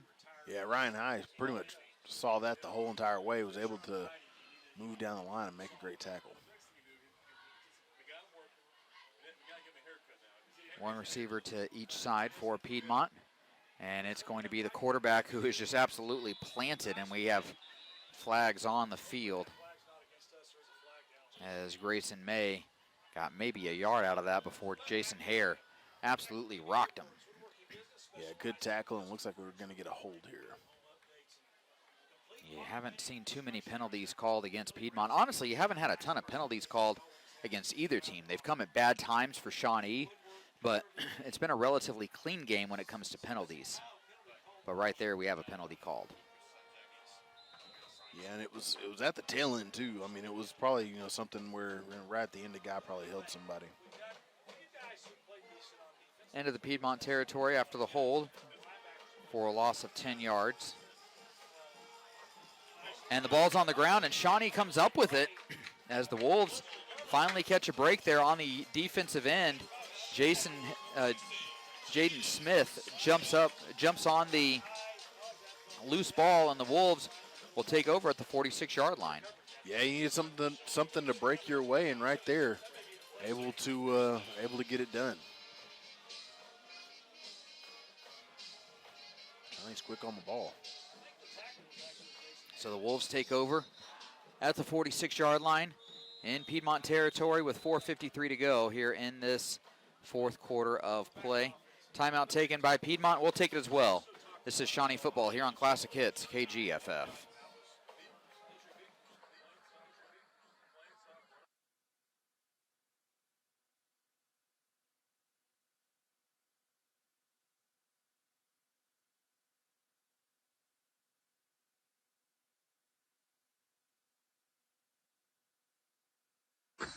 Hey, Shawnee fans, Finley & Cook CPAs is proud to be part of the Wolves Pack for over 75 years. From the heart of Shawnee, Oklahoma, we've seen legends rise and unforgettable moments shine on the field and court. As our Wolves tackle, dribble, and score, remember, just like Shawnee's spirit, our commitment to our community and Wolves never wavers. Go, Wolves! Proudly supported by Finley & Cook, serving Shawnee's numbers, nurturing Shawnee's dreams. Hey there, local sports fans and community champions. Are you ready to show your true colors and support the Shawnee Wolves? Look no further than Sovereign Bank. When you bank with Sovereign, you're not just a customer, you're a teammate in the game of community success. Sovereign is not just cheering from the sidelines, they're in the huddle, backing every play, every victory. Your deposits with Sovereign directly fund dreams for Shawnee students. Switch to Sovereign Bank today and let's score big together. Sovereign Bank, proud sponsor of Shawnee Athletics. Member FDIC, equal housing lender. Shawnee Wolves football is on Classic Hits, KGFF. Before we were able to come back from the timeout, Shawnee got back out on the field in a hurry and ran a couple of quick plays. And with that, Dietrich Beavers able to get the ball down to the 35-yard line for a first down, and it will be 1st and 10 for the Wolves at the 35. Game clock is running as we approach 4 minutes to go here in this fourth quarter. 3 receivers to the left side, 1 receiver to the right side. Here's Owens looking to throw. Owens will dump it off to Dietrich Beavers. Beavers trying to make something happen in the open field. Beavers spins, and Beavers is going to get close to a first down, and I believe he will have a first down at the 35-yard line. Yeah, and that is one good thing that Dietrich does. You know, once he kind of gets into space, if he doesn't see that he has anything, you know, he dives forward and he's able to get good yardage. Here is Beavers dancing around, and Beavers nowhere to go as he's wrapped up and dropped for a loss of 2 on the play. As I think that was number 44 who came up with the tackle, 84, for Piedmont. Ryder Jones dropped Beavers for the loss of 2. 2nd down and 12. 2 receivers to the right side, 1 receiver to the left. Beavers behind Owens. Owens is going to look to throw. Owens will step up. Owens will now fire this one across the middle of the field, trying to hit Ejon Thomas and just overthrew him, and it's intercepted again. 5th interception of the night for Piedmont, and the Piedmont returner will take it up to the 23-yard line, as that was number 33, Terry Wilson, who came up with the interception near the Shawnee goal line, and just a bad pass that sailed on Ejon Thomas. On Jameer Owens. Had Ejon right over the middle, and just like you said, just sailed on him. And another turnover stops a promising Shawnee drive tonight. Zyron Campbell actually came up with the tackle for Shawnee, and now Piedmont will take over at the 23-yard line in their own territory with 2:45 to go here in this fourth quarter. And Shawnee jumps. No, it'll be actually a false start on Piedmont, so it'll back up Piedmont 5 yards. Must have been a little flinch on the offensive line that I didn't see.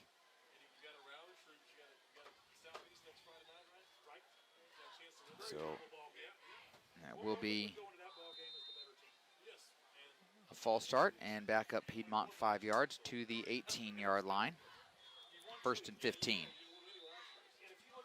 And a whistle and a timeout taken by Piedmont. We'll take it as well. This is Shawnee football here on Classic Hits, KGFF. Most people in the midst of arranging a funeral have had only two choices, cremation or burial. But there is a third option available, aquamation or flameless cremation. McEllier and Owens Funeral Group offers this environmentally friendly, less costly alternative to traditional cremation or burial. Mike McEllier or Robert Owens would be glad to discuss this water-based, sustainable method of final disposition with you. Call McEllier and Owens today at 405-695-5006 or stop by 5106 North Harrison in Shawnee. Harrison Discount Pharmacy opened its doors in 1986. David Nicholas and his friendly staff have been serving Shawnee residents with quick refills plus handling transfer prescriptions with ease. Medicare billing can be complicated. Don't stress. The Harrison Discount Pharmacy staff are experienced in all aspects of billing. Enjoy competitive pricing, flu shots, and local delivery. Call in your prescription 24/7 to 405-273-9906. Shawnee Wolves football is on Classic Hits, KGFF. 1st and 15 for Piedmont. They break one to the outside, and they're going to get about 10 off this run before Ryan High finally comes up with the tackle. As I believe that was number 32 on the rush for Piedmont, Carter Hanrahauer. As Piedmont gets the ball up to the 29-yard line, so a gain of 11. We'll make it 2nd down and 4.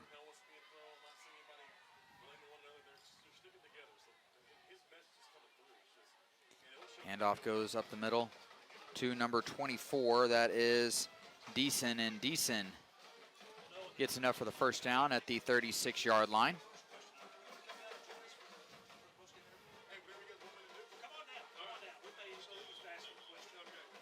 To the 37-yard line. Yeah, and again, I mean, just showing that these Piedmont guys are tough to bring down.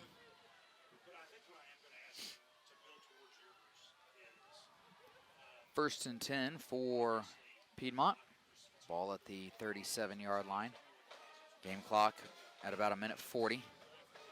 Handoff goes to Deason, who's just fighting forward, and he's brought down at about the 42-yard line, but just not going down easily. Do you have an update from Carl Albert Guthrie? Carl Albert now leads 17-14. So the Titans looking to make that comeback. Guthrie led 14-0 in the 2nd quarter. Carl Albert plugging away, not giving up as you wouldn't think they would. There's another handoff up the middle, and that is number 42 this time. We don't have a number for, or we don't have a name for, but that'll be a 1st down. Or excuse me, it'll be close to a 1st down, just a yard shy to the 46-yard line. Piedmont, in reality, needs to run one play, and then the game will be over.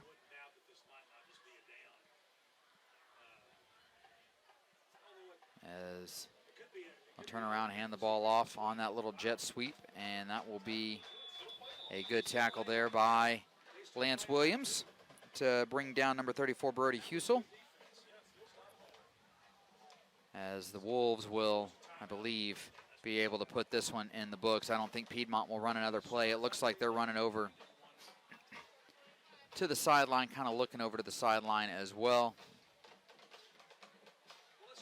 And the Piedmont coaches motion for their offense to come over to the sideline, and that will do it for this one, Landon, as the Wolves fall to the Piedmont Wildcats tonight, 55-0, as the Wolves fall to 2-6 on the year, 0-4 in district play, and Landon, they're now officially eliminated from playoff contention.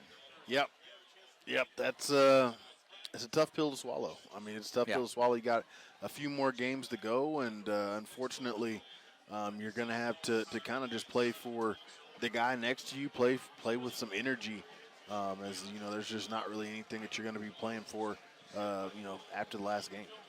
Wolves also shut out for the 2nd time this season. Obviously, the other shutout coming against the Carl Albert Titans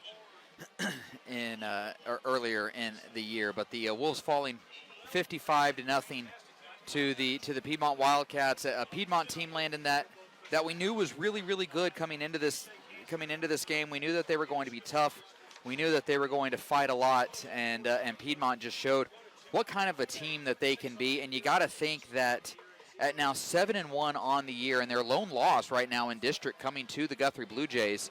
Now Piedmont has a tough end to their district schedule. They play Carl Albert and Bishop McGinnis in their final 2 games of the season. So 2 tough games coming up for the Wildcats. But you got to think Piedmont's going to go into the playoffs, which they'll most likely make, with a lot of confidence, knowing that their style of play can beat a lot of teams and can beat a lot of really good teams. Yeah, I mean, and they went out there, they surprised, I think it was Midwest City last year in the first round, with just being able to go out there in the snow.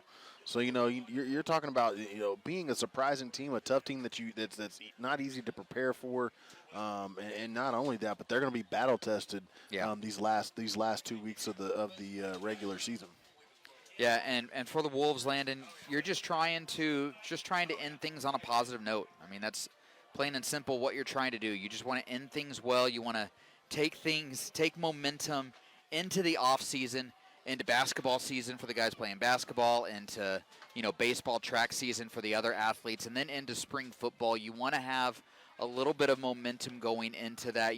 Coach Madonna and his message, it seems to really be clicking with these guys. It seems to be hitting well. They seem to be doing some good things. You just want to take these next 2 games against Southeast and then against a really good Guthrie team on the road, and you just want to build something positive. Yeah, just see what you can do. You're looking for building blocks, looking for ways to, take yourself into the next season, get these young guys ready to play, for the upcoming season, and just see if you can put something together and possibly find yourself in a playoff situation come next year. Let's go ahead and take a look at some of those post-game numbers. First off, for Piedmont. Piedmont with 382 yards on the ground, 36 yards through the air. They had a total of 6 penalties for 60 yards. Individually, Cannon Wood, leading rusher, 15 carries, 173 yards, a pair of scores. Jaden Fuston, 8 carries, 49 yards, a pair of touchdowns. Terry Wilson, a carry for 35 yards and a score. And Micah Rocco, 2 carries for 34 yards and a touchdown. Passing, Joshua Mars, 2 of 4 passing, 36 yards, 1 touchdown. Michael Rocco, the leading receiver, 1 catch for 25 yards and a score. Looking at the Shawnee numbers now, the Wolves, as you would expect when you get shut out, not a lot going on offensively. 37 yards on the ground, 75 yards through the air. 3 penalties, just 15 yards, so they did a decent job in terms of penalties, Landon. If you're trying to find something to build upon, you did a good job on those penalties. Those penalties just kind of happen to hit you at the absolute worst times. Individually for Shawnee, Dietrich Beavers, 17 carries, 30 yards. Jameer Owens, 7 carries for 12 yards. Jameer Owens was the leading passer, 6 of 16 for 48 yards. He did throw 4 interceptions, though. Zyron Campbell, 4 of 8, 27 yards, had the 1 pick. Beavers receiving was the leading receiver for Shawnee with 4 catches for 37 yards. Defensively for the Wolves, Day Shaw, 7 tackles.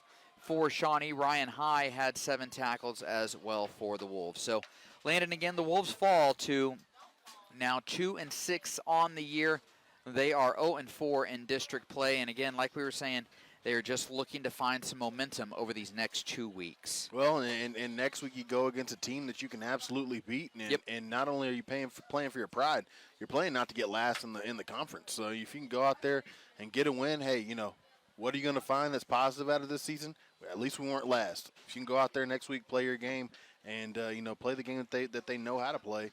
Play the game that we saw against John Marshall. Play the game we saw in the first 3 games of the season against Seminole, Blanchard, and Ardmore. Play the games that we've seen, against even last week in the first half against Lawton Ike. Play that game. Next week you'll find yourself in the winners column. You won't get last in the district, and you go out there against a tough Guthrie team and see if you can build something, build some type of momentum going into a game that is a little bit of a rivalry for Shawnee, between Shawnee and Guthrie. And next week too, you're not only playing for to not finish last, you're also playing for your seniors. It's senior night next week, last home game of the season, as the Wolves will be taking on the will be taking on the Southeast Spartans right back here, Crane Family Stadium at the Hurt Complex on the campus of OBU next Thursday night with kickoff set for 7 o'clock. Our coverage here on KGFF beginning at 6:05. So the Wolves, you will be able to hear them and catch them one last time at home next week against the Southeast Spartans. And if you can't make it out to the game, we'll have you covered here on KGFF 100.9 FM, 1450 AM, online at kgff.com, and on Facebook Live at the KGFF Facebook page. That's going to do it for us tonight. For everybody back in the KGFF studios, our cameraman Gage Lord and my broadcast partner Landon Green, I'm Chris Cox. Thanks for listening, and good night.